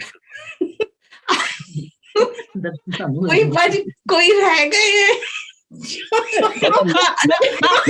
आपके आसपास विराजमान? नहीं, मैं एक बात नहीं, बताता और हूँ, बहुत सारे रह गए। नहीं, मैं तो पाठ तो जे करते थे, दर्शन मेरे को हो जाते थे। देखो देखो, ये मेरे को दिखता कुछ नहीं है, मेरे को तो दूसरे ही बताते हैं कि ये आपके साथ है। पाठ इनकी थी, ये इनकी वो दृष्टि इनकी खुली हुई है, वो गुरु महाराज बड़े बाबा जी ने कृपा की थी। इनको कहते थे कि तू यहीं बैठे देख लिया करेगी, मैं नैना दे दूंगा। वैसे ये बात उन्होंने इनको देखने वाली आंख दे दी बस। अभी आते हैं बाबा जी, आते हैं यहाँ बैठ जाते हैं सुबह। बाबा जी का चक्कर तो जरूर लगता ही है। जो आंख संजय के पास थी महाभारत में, बस देती उन्हें कृपा हो जाती ना। अब अनुभव दे कई तरह से अनुभव होते हैं जीव को, किसी को सुगंध से, किसी को स्पर्श से, किसी को आंख से दिख जाता है। तो मैंने कभी जोर नहीं लगाया कि मेरे को दिखो, मेरे को बिना दिखे मुझे पता लग जाता आगे बाबा जी, ठीक है। तो वो ऐसी है, बहुत कृपा है जी, बेअंत कृपा है। आप ये समझो कि जब ये मैं पहले करता था तो बहुत ज्यादा लगन लग गई। 30 साल की उम्र से मैं इस मार्ग में बड़ी कृपा शरीर पर है, शरीर ठीक है। अब इस 73 की एज में अगर बाबा जी ने सब कुछ ठीक ठाक रखा है, अब नाम सिमरन के लिए शरीर भी ठीक होना बहुत जरूरी है, ये उनकी कृपा है। ये भाई साहब, ये तो मजेदार। और मिसेस धीर जी को वो किन किन के दर्शन हुए हैं? उनको सबके दर्शन हुए हैं? सबके जो आते हैं सबके दर्शन हुए हैं इनको। एक दफा की बात बताऊं, वो मेरे पास एक बैंक में और हैं, वो मेरे लड़ती झगड़ती थी इनके साथ, ये क्यों करते हो, वो क्यों करते हो, सारा दिन लगे रहते हो, पाठ पूजा, घर का नहीं ध्यान, आपको कुछ भी नहीं। फिर वो मेरे को दर्शन दे जाते थे बस, फिर मेरा मन शांत मन शांत हो जाता था। कोई चीज तो है ही है। क्रोध कर लेती हूँ, बाद में शांत हो जाती हूँ जब बाबा जी। एक बार मैं लंगर खा रही थी बाबा जी के आश्रम में, तो धीर साहब में तो हिम्मत है नहीं थी चुप करवाने की। यही बात हो गई। बाबा जी बोलते थे चुप करो। बाबा जी के आश्रम में लंगर खा रही थी तो ध्यान बाबा जी की तरफ ही था। जब मैं खिड़की के पास उनके पास गई तो बाबा जी, मैंने कहा बाबा जी कृपा करो। बाबा जी कहते हैं जब लंगर खा रही थी क्या था तेरे पर? फिर और विश्वास बढ़ गया फिर मेरा। फिर मैंने कहा बाबा जी ने इतना बोल दिया। मैं याद कर रही थी बाबा जी को वहां पर। ऐसे ही जन्माष्टमी के दिन जैसे कोई भेंट करता है, खोल बुए मंदिर आ दे। बाबा जी अंदर बैठे थे अपने कमरे में, उन्होंने ना ऐसे खिड़की खोल दी अपने आप ही। फिर मैंने दर्शन किया, मेरे मन को विश्वास हो गया कि मैंने ये बोला था तो बाबा जी ने खिड़की खोल के दर्शन दे दिया मेरे को। वो तो एक मिनट। हाँ बाबा जी चुप करा देते थे। सही बात है। रमेश जी ਆਪਾਂ ਇੰਨੇ ਵਾਰੀ ਆਪਾਂ ਉੱਥੇ ਗਏ ਆ, ਇਕੱਠੇ ਗਏ ਆ। ਮੈਨੂੰ ਕਿਉਂ ਇਹਨਾਂ ਮਹਾਪੁਰਸ਼ਾਂ ਦੇ ਮੈਨੂੰ ਦਰਸ਼ਨ ਤੁਸੀਂ ਕਿਉਂ ਨਹੀਂ ਕਰਵਾਏ? ਸਰ ਬਾਈ ਚਾਂਸ ਦੀ ਗੱਲ ਹੈ ਜੀ, ਬਾਈ ਚਾਂਸ ਦੀ ਗੱਲ ਹੈ। ਜਦੋਂ ਸੰਡੇ ਦੇ ਸੰਡੇ ਆਉਂਦੇ ਸੀ, ਕੋਈ ਇੰਨੇ ਸਮਾਗਮਾਂ ਤੇ ਗਏ ਆ ਆਪਾਂ, ਇੰਨੇ ਰੈਗੂਲਰਲੀ ਜਾਂਦੇ ਰਹੇ ਆ, ਪਰ ਇਹ ਕਿਤੇ ਕਿਉਂ ਇਤਫਾਕ ਨਹੀਂ ਹੋਇਆ? ਕਿਉਂਕਿ 1980 ਸੰਡੇ ਦੇ ਸੰਡੇ ਆਉਂਦੇ ਸੀਗੇ ਸਿਰਫ, ਔਰ ਥੋੜੀ ਦੇਰ ਵਾਸਤੇ ਤੇ ਫਿਰ ਚਲੇ ਜਾਂਦੇ ਸੀ। ਜਾਣੇ ਤੋਂ ਆਉਂਦੇ हाँ। और जो लुधियाने वाले बस गल ते आज पता लगी है सोनी परिवार नाल जरूर मेरी मुलाकात हुई है। हाँ जी। बाकी इन्ने लुधियाने तो कोई हाँ जी पता नहीं क्यों किन्ने बारी ਆਪਾਂ गए हैं जिसे सारे ਮੈਨੂੰ ਵੀ ਇਹਨਾਂ ਦੀ ਡਿਟੇਲ ਵਿੱਚ ਅੱਜ ਪਤਾ ਲੱਗਾ ਬਹੁਤ ਜ਼ਿਆਦਾ ਡਿਟੇਲ ਤੇ ਬਾਕੀ ਮੈਨੂੰ ਬਾਈ ਫੇਸ ਡਿਟੇਲ ਤਾਂ ਅੱਡ ਗੱਲ ਹੈ। ਮੈਂ ਤਾਂ ਦਰਸ਼ਨ ਕਰਨ ਦੀ ਗੱਲ ਕਰਦਾ ਠੀਕ ਹੈ ਜੀ। ਸੋ ਕਿਉਂਕਿ ਸਾਰੇ ਇਹਨੇ ਹਰ ਸਮਾਗਮ ਤੇ ਤਾਂ ਆਪਾਂ ਜਾਂਦੇ ਹੀ ਜਾਂਦੇ ਸੀ ਨਾ। ਹਾਂਜੀ ਹਰ ਸਮਾਗਮ ਤੇ ਜਾਂਦਾ ਬਾਬਾ ਜੀ ਦਾ ਕੀਰਤਨ ਜਿੱਥੇ ਵੀ ਹੁੰਦਾ ਸੀ ਜਾਂ ਪੰਜਾਬ 'ਚ ਅਸੀਂ ਜਾਂਦੇ ਸੀ ਉੱਥੇ ਹਰ ਐਤਵਾਰ ਨੂੰ ਬਾਬਾ ਜੀ ਦਾ ਕੀਰਤਨ ਹੁੰਦਾ। ਚਾਹੇ ਫਿਰੋਜ਼ਪੁਰ ਹੋਵੇ, ਮੋਗੇ ਹੋਵੇ, ਪੱਟੀ ਹੋਵੇ, ਸਾਰੀ ਜਗ੍ਹਾ ਅਸੀਂ ਸਾਡੀ ਲੁਧਿਆਣੇ ਦੀ ਸੰਗਤ ਜਾਂਦੇ। ਹਾਂਜੀ ਇਹ ਗਰੁੱਪ ਹੈ ਜੀ ਲੁਧਿਆਣੇ ਦਾ ਇੱਕ। ਨਹੀਂ ਮੈਂ ਤਾਂ ਖੈਰ ਜਲੰਧਰ, ਹਰਿਦੁਆਰ ਤੇ ਜੈਪੁਰ ਤੋਂ ਇਲਾਵਾ ਜਾਂ ਦਿੱਲੀ ਤੋਂ ਇਲਾਵਾ ਕਿਤੇ ਹੋਰ ਗਿਆ ਨਹੀਂ। ਪਰ ਫਿਰ ਵੀ ਜਦੋਂ ਜਲੰਧਰ ਜਾਂਦੇ ਸੀ ਤਾਂ ਜਲੰਧਰ ਤਾਂ ਸਾਰਾ ਪੰਜਾਬ ਇਕੱਠਾ ਹੋ ਜਾਂਦਾ ਸੀ, ਸਾਰਾ ਰਾਜਸਥਾਨ ਇਕੱਠਾ ਹੋ ਜਾਂਦਾ ਸੀ, ਹਰਿਦੁਆਰ ਵੀ ਸਾਰੇ ਇਕੱਠੇ ਹੋ ਜਾਂਦੇ ਸੀ। ਪਰ ਪਤਾ ਨਹੀਂ ਕਿਉਂ ਦਰਸ਼ਨ ਨਹੀਂ ਹੋਏ ਇਹਨਾਂ ਦੇ। ਮੈਂ ਮੇਰੀ ਚਲੋ ਇਹ ਹੁਣ ਵੀ ਮੈਂ ਸਮਝਦਾ ਵੀ ਚਲੋ ਇਹ ਬੜਾ ਭਾਗਾ ਦੇਣਾ ਜਿਹੜੇ ਇਹਨਾਂ ਦੇ ਗ੍ਰੇਟ ਥਿੰਗ ਜੀ। ਬਹੁਤ ਬਾਬਾ ਜੀ ਦੀ ਬੜੀ ਕਿਰਪਾ ਹੈ ਕਿ ਸੁਣੇ ਸਾਰੇ ਜਿਹੜੇ ਹੈਗੇ ਨੇ ਯਾ ਬਾਬਾ ਜੀ ਨੇ ਇਸੇ ਤਰ੍ਹਾਂ ਇਹਨਾਂ ਦੇ ਦਰਸ਼ਨ ਕਰਵਾਉਣੇ ਸੀ। ਹਾਂਜੀ चलो बीच में ना ज्यादा फ्लैशबैक में कोई बातें याद आ जाती हैं, इनसे सुन लीजिए। एक बार मैं बॉम्बे गई, वहां पर जो डॉली बग्गा साहब की मिसेज है, अभी मेरे को बाबा जी के बारे में कुछ भी नहीं पता था। कहने लगी कि बाबा जी के पास मत जाना, बाबा जी को गुस्सा बड़ा आता है, तो बाबा जी आपको आप पीछे पीछे ही रहना, बाबा जी मेरे को बहुत प्यार करते हैं। तो फिर मैंने कहा कि चलो मैं पीछे ही रहती हूँ। फिर पता नहीं बाबा जी की आदत कैसी है कैसी नहीं है।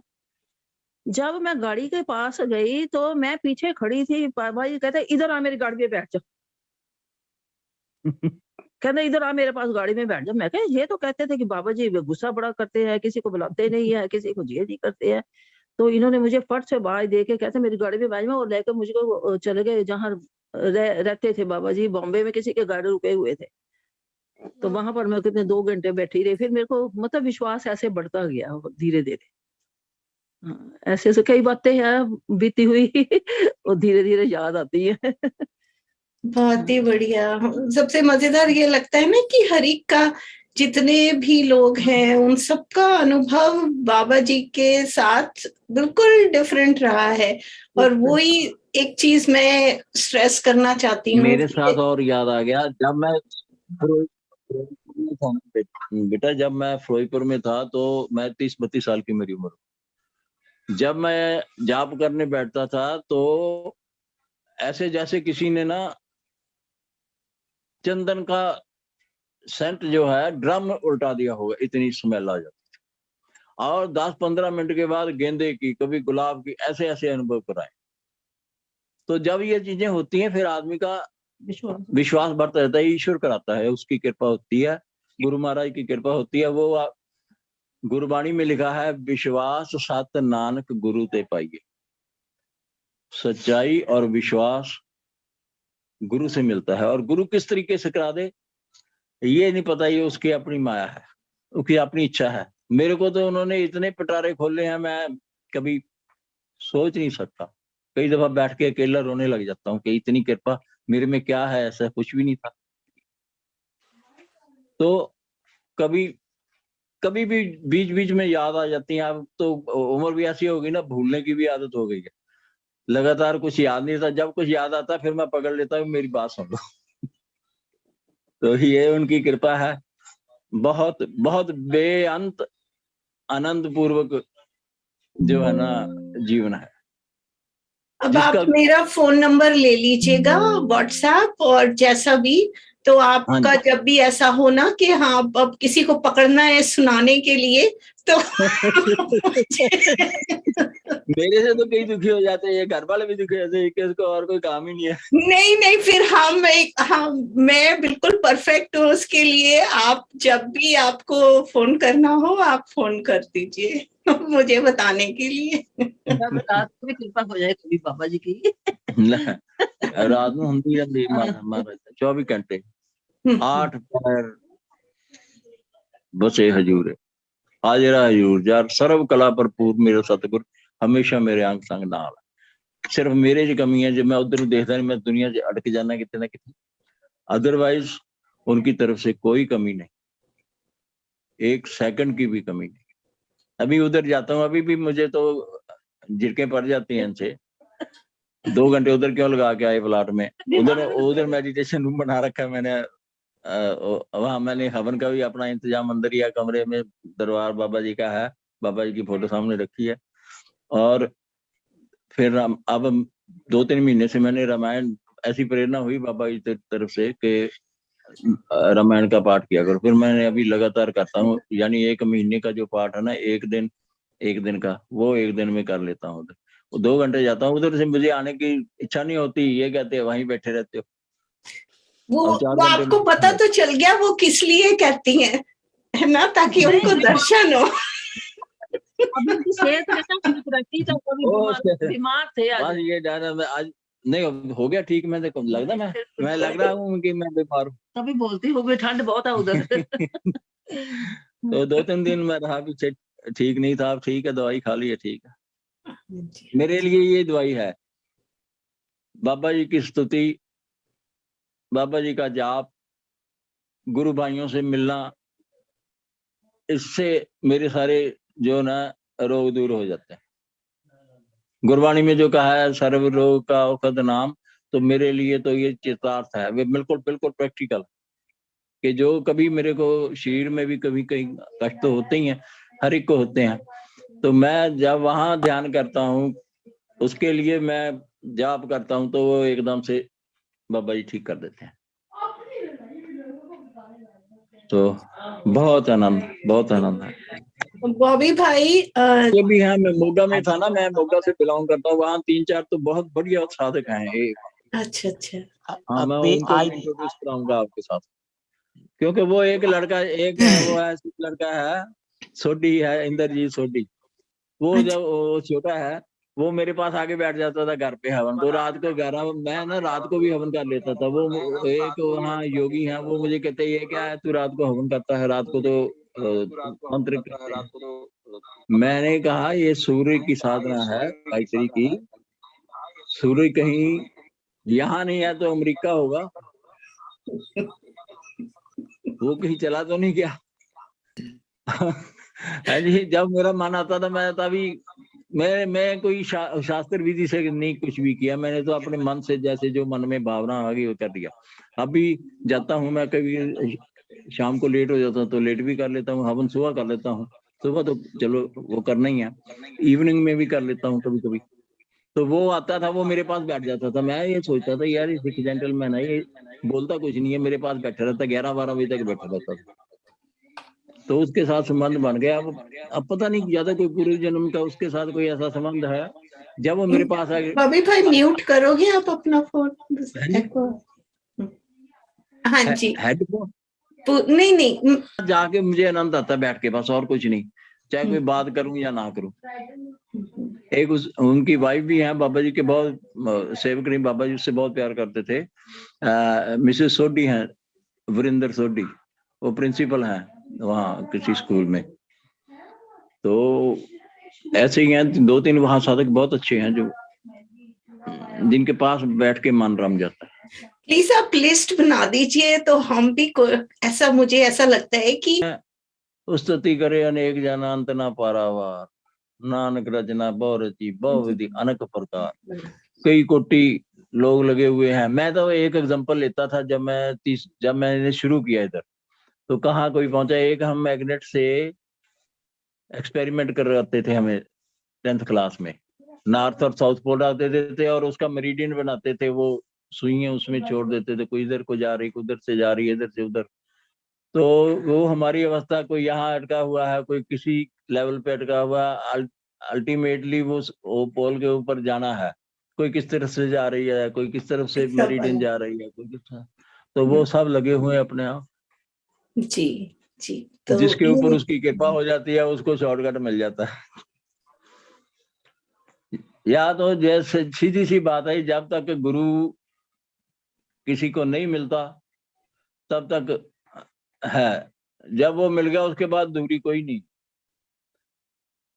गुरु कैसे ढूंढा जाए, ये मेरे पास बड़ा इसका सवाल होता था। अगर आपके पास टाइम है तो मैं स्टोरी बताता हूँ आपको। प्लीज, मेरे पास तो टाइम है। आप तो बताओ। 28 28-29 साल की मेरी उम्र थी जब मेरा ध्यान इस तरफ को लग गया। कोई मुझे गाइड नहीं था, कोई किसी से कुछ पूछना नहीं था। एक दफा हमारे ब्रांच मैनेजर थे, उनके घर में सत्संग था, कोई संत आए थे, पुट्टी वाले संत बोलते हैं उनको, मुक्तसर के पास उनका डेरा था। वो मेरे को भी बुला लिया, भी ये तू ऐसे ही बातें करता है, चलो आज मेरे घर पे आ जा। मैं भी चला गया वहां। मैं उन दिनों उपनिषद पढ़ रहा था, तो ये शायद काठ उपनिषद उस टाइम चल रहा था। मैं उनकी पहले बातें सुनता रहा, बाद में मैंने 2-4 श्लोक वहां बोलते, हर एक आदमी की उत्कंठा होती है ना, भाई मैं क्या कर रहा हूँ बताने की। तो मैंने कहा जी जो वहां लिखा हुआ है वो मेरे जीवन में अप्लाई नहीं हो रहा, जो श्लोक वहां ऐसे है, मुझे समझ नहीं लगी मैं क्या करूं। वो संत पीएचडी की हुई है उन्होंने, लिटरेट थे, बैठ के वो वहां 2-3 और बैठे थे संगत वाले। वो कहते हैं ये लड़का कहाँ से आ गया, इसको कुछ पता नहीं है, संतों के साथ ऐसे बहस नहीं करते। मैंने कहा जी मेरे साथ ये हो रहा है, ये मेरा सवाल है। तो वो कहते अच्छा बैठ, तू बैठ जाओ। कहते देख तेरे को मैं एक कहानी सुनाता हूँ। उन्होंने क्या कहानी सुनानी शुरू की। कहते बेटा देख, हमारे घर में एक लड़की का जन्म होता किसी के घर में, जब वो 2-3 साल की हो जाती है तो उसको वो दे देते हैं अल्फाबेट पढ़ने के लिए घर में। फिर जब थोड़ा बहुत वो सीख जाती है तो उसको स्कूल में भेज देते हैं। टीचर उसको बताता है ये 1 है, ये 2 है, ये 3 है, 10-10 दफा 20-20 बार का खा गा, उसको नहीं समझ लगता। लेकिन जब धीरे धीरे उसको समझने लग जाता है तो वो पहली क्लास पास करके करते करते 10वीं क्लास तक पहुंच जाती है। जब वो 10वीं क्लास में पहुंचती है, 16-18-20 साल की उम्र, 18 साल की उम्र हो गई, तो उसके घर वालों को फिक्र हो जाता है कि मेरा सवाल उनसे ये था जी गुरु कौन हो। उन्होंने कहा गुरु की जरूरत है। मैं कहा गुरु को मुझे तो पता नहीं, मैं किसको गुरु समझूं, ना मेरे में समझ है, कैसे ढूंढूं। तो वो उन्होंने ये सिमली बताई। कहते तब माँ बाप को फिक्र हो जाती है कि इस लड़की की हमने शादी करनी है, तो उसके रंग रूप के मुताबिक रंग रूप वाला लड़का ढूंढते हैं, खानदान के मुताबिक खानदान देखते हैं, बरसरे रोजगार है, इसको खिला भी देगा, ऐसा सोच के जब वो देख लेते हैं, बार ढूंढ लेते हैं ना, तो फिर वो उसके हाथ पीले कर देते हैं। उस लड़की को कुछ नहीं पता कि क्या हो रहा है मेरे। वो तो जब ढूंढ लेते हैं उसकी शादी फिक्स कर दे, उसको वर देते हैं। कहते जब तुम्हारे वरने योग उम्र हो जाएगी तो वो तुम्हारे बाप को पता है, वो तुम्हारे लिए वर भेज देगा। ये बात मेरे मन में गांठ की तरह बांध ली। मैंने कहा जी फिर मैं क्या करूं, नहीं तो आप बहुत कहते हैं ये मंत्र कर लो, वो कर लो, ऐसा जाप करो। वो कहते तुमने कुछ नहीं करना, जो करता वही करिए। मेरे को उन्होंने कहा जो करता करिए, गुरु तुम्हें घर बैठ कर मिलेगा। इन दी मीन टाइम वहां वो बग्गा साहब की मैं बात करता हूँ, उनकी पोस्टिंग हो गई एज अकाउंटेंट मेरे यहाँ। वो गायत्री साधना करते थे, उन्होंने मुझे गायत्री साधना में इंट्रोड्यूस कर दिया। थोड़ी देर बाद बहुत घनिष्ठ संबंध हो गए, उन्होंने मुझे बाबा जी से इंट्रोड्यूस करा दिया। तो जब उस मालिक की मर्जी होती है वो फिर संत मिला देता। जब प्रभु की इच्छा हुई, उसकी कृपा हुई, तो गुरु मिला था। जब गुरु मिला दिया, बाबा जी के पास गए तो बाबा जी कहते अब कहीं और जाने की जरूरत नहीं है तेरे को, तू यहाँ तक आना तुम्हारी जिम्मेवारी थी, आगे की मेरी है, मैंने पकड़ लिया तेरे को, तू भाग भी नहीं सकता। तो ये है मेरे मतलब के गुरु ढूंढने की प्रक्रिया। कहाँ ढूंढू, मुझे तो उन्होंने घर बैठे भी सारा काम करवा दिया।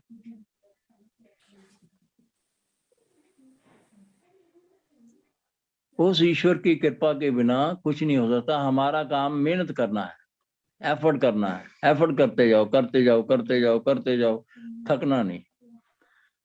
होना तब है जब उसकी मर्जी हो जाएगी, जब जो वो खुश हो जाएगा तब वो फिर कृपा करके किसी संत को पकड़ा देगा हाथ और वो ले जाएगा उसके साथ। बाबा जी कहते हैं ये हाथ पकड़ा, ये तेरा हाथ पकड़ के उसमें पकड़ाना है, ये गुरु का काम।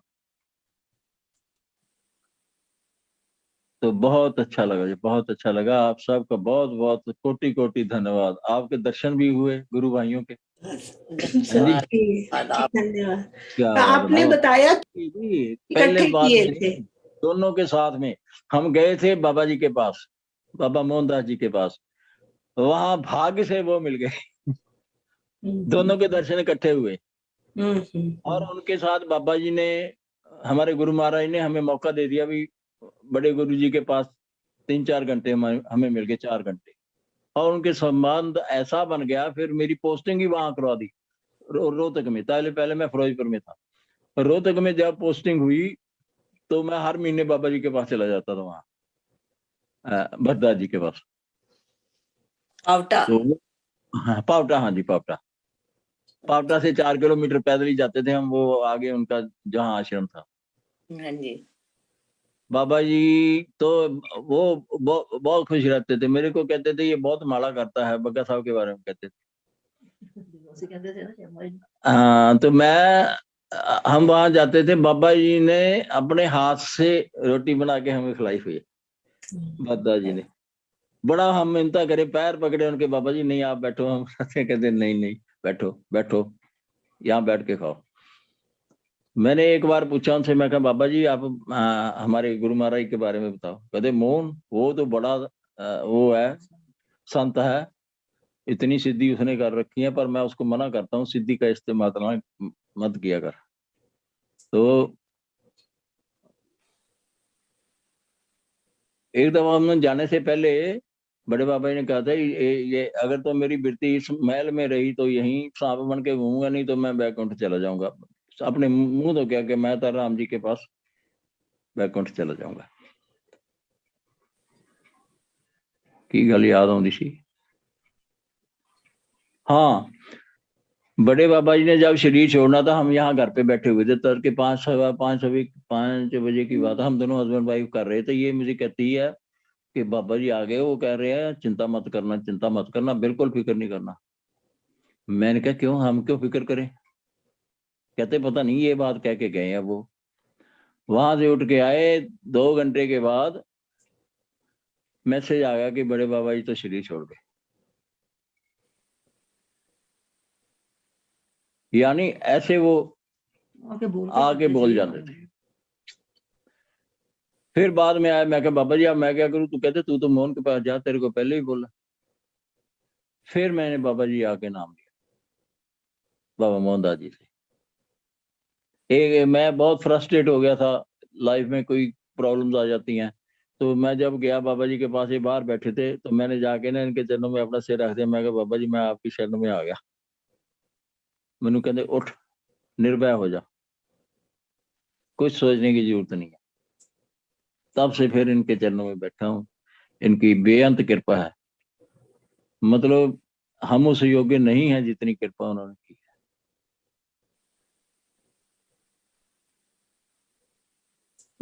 फिर यहाँ उन्होंने सबके मिलाया, मुझे जितने गुरु भाई थे, ये पूजा वाले हैं लुधियाने में, जो बड़े बड़े सेठ हैं, उनके पास भेजते थे मुझको, वहां जाके ये मैसेज दे के तो मैं चला जाता था। कभी कोई कार्ड भेजना है या कोई मैं चीज भेजनी है।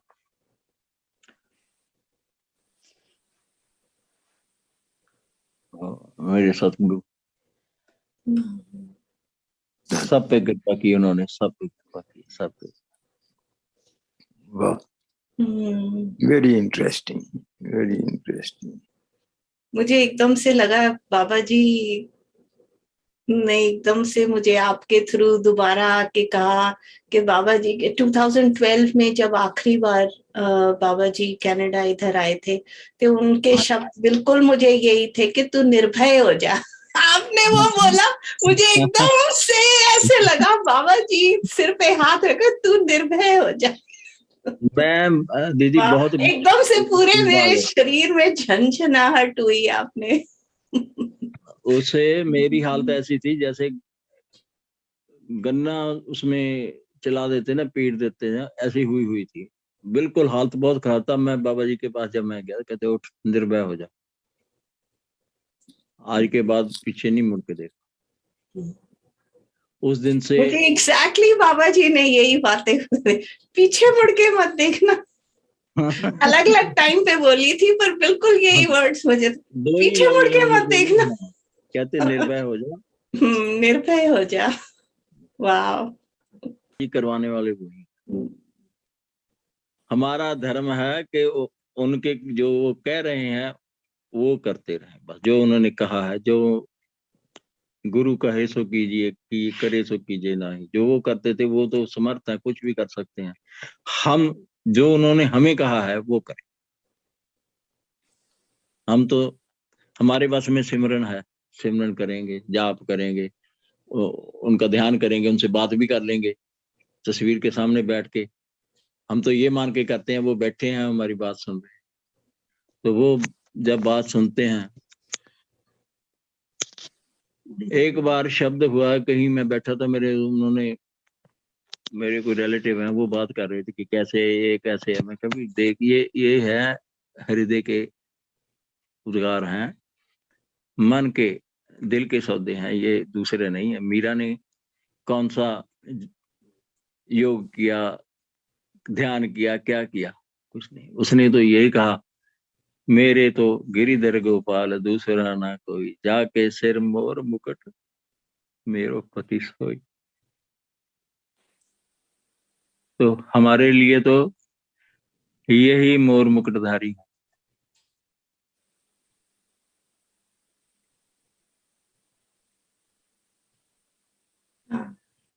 मैं तो प्रार्थना करता हूँ बाबा जी, जैसे मेरे ऊपर कृपा की है, सबके ऊपर ऐसे ही कृपा, सबके ऊपर ऐसे कृपा।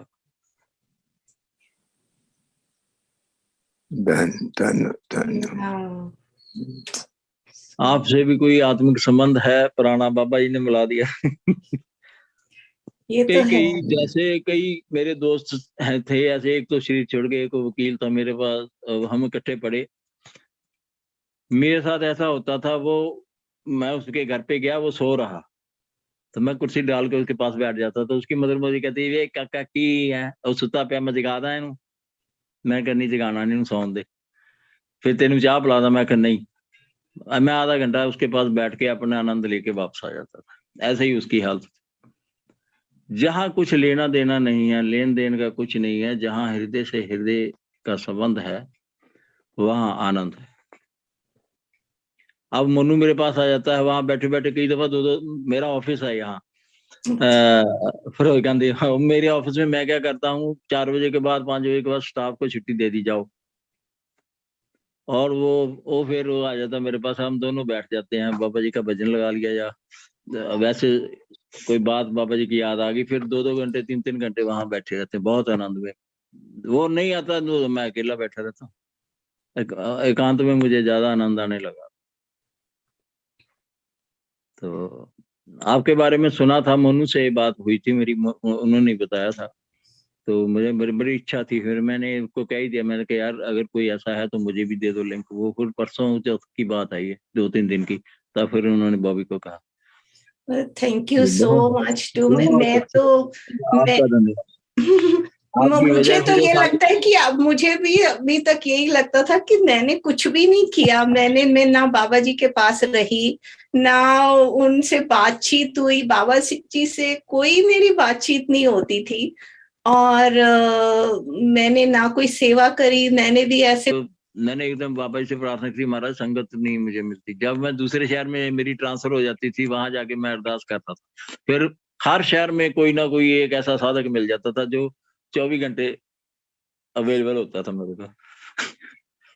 मेरी हैबिट है, जो मेरे अंदर आ गया वो फिर कई दफा तो मैं उसको लेके बैठा रहता हूँ। फिर कई दफा जब वो उछाला मारता है, फिर उसके लिए कोई श्रोता भी चाहिए। श्रोता ऐसा चाहिए जिसको उस मार्ग का पता हो, उस लेवल पे, उस वेवलेंथ पे हो, तो तभी है, नहीं दूसरा उसको मजाक समझ ਕਿ ਸ਼ਰਮਾ ਜੀ ਨੇ ਕੋਈ ਮੈਨੂੰ ਨਹੀਂ ਸੀ ਗਿਆ, ਕਹਿੰਦੇ ਅਸੀਂ ਪੈਸੇ ਕੱਢ ਕੇ ਜਾਂਦੇ ਬਾਬਾ जी आश्रम, ਤੁਸੀਂ घर बैठे ही दर्शन कर लेने।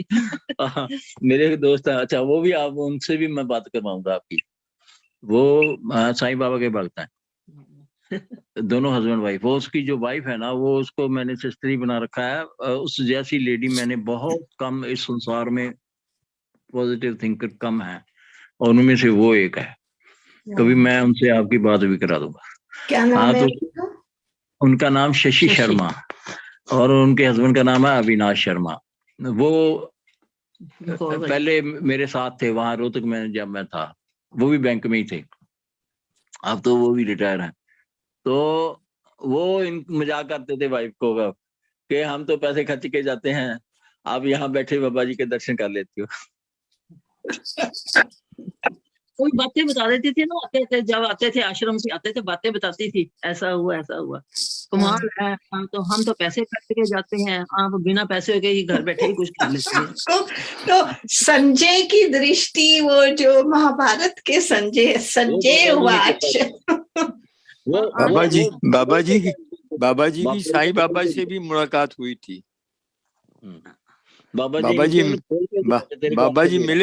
बाबा जी मिले थे साईं बाबा को। हाँ जी, हाँ जी। तो मेरे को फील होता था वे, मेरे को मखौल करते हैं, जब वे ऐसे कहते हैं तू बिना पैसों के ही करती है, हम तो पैसे खर्च के जाते हैं। बाबा जी की कृपा, बहुत कृपा है जी, क्या बताएं, क्या हमारे पास शब्द ही नहीं।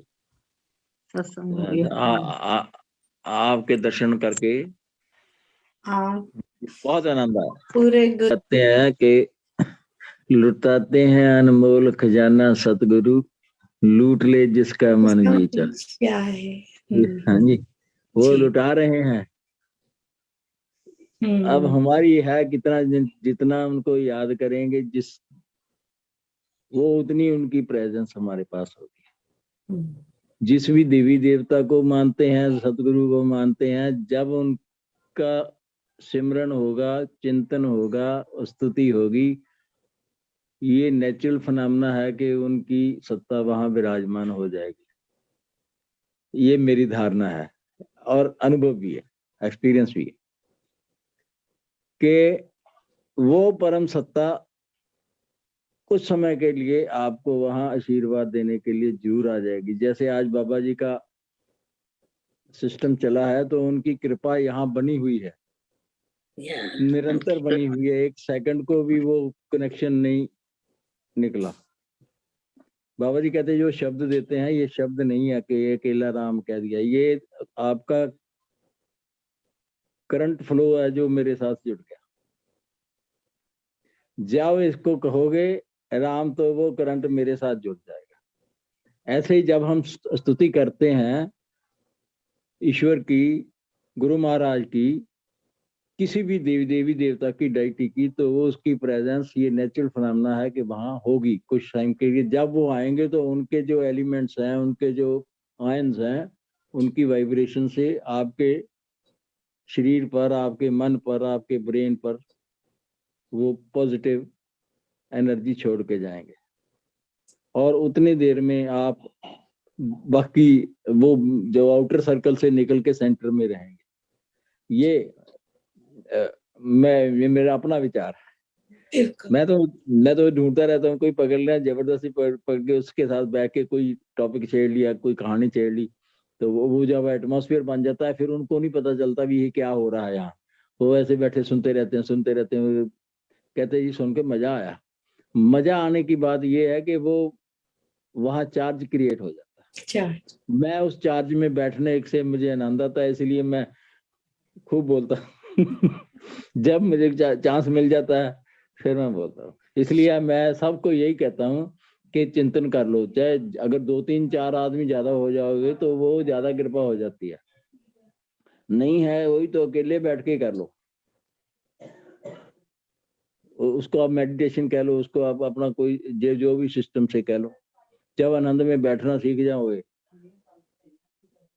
4 लोगों में बैठ के भी मुझे आनंद आ जाता है, अकेला बैठा हूँ और भी ज्यादा आनंद आ जाता है। परफेक्ट। तो इसलिए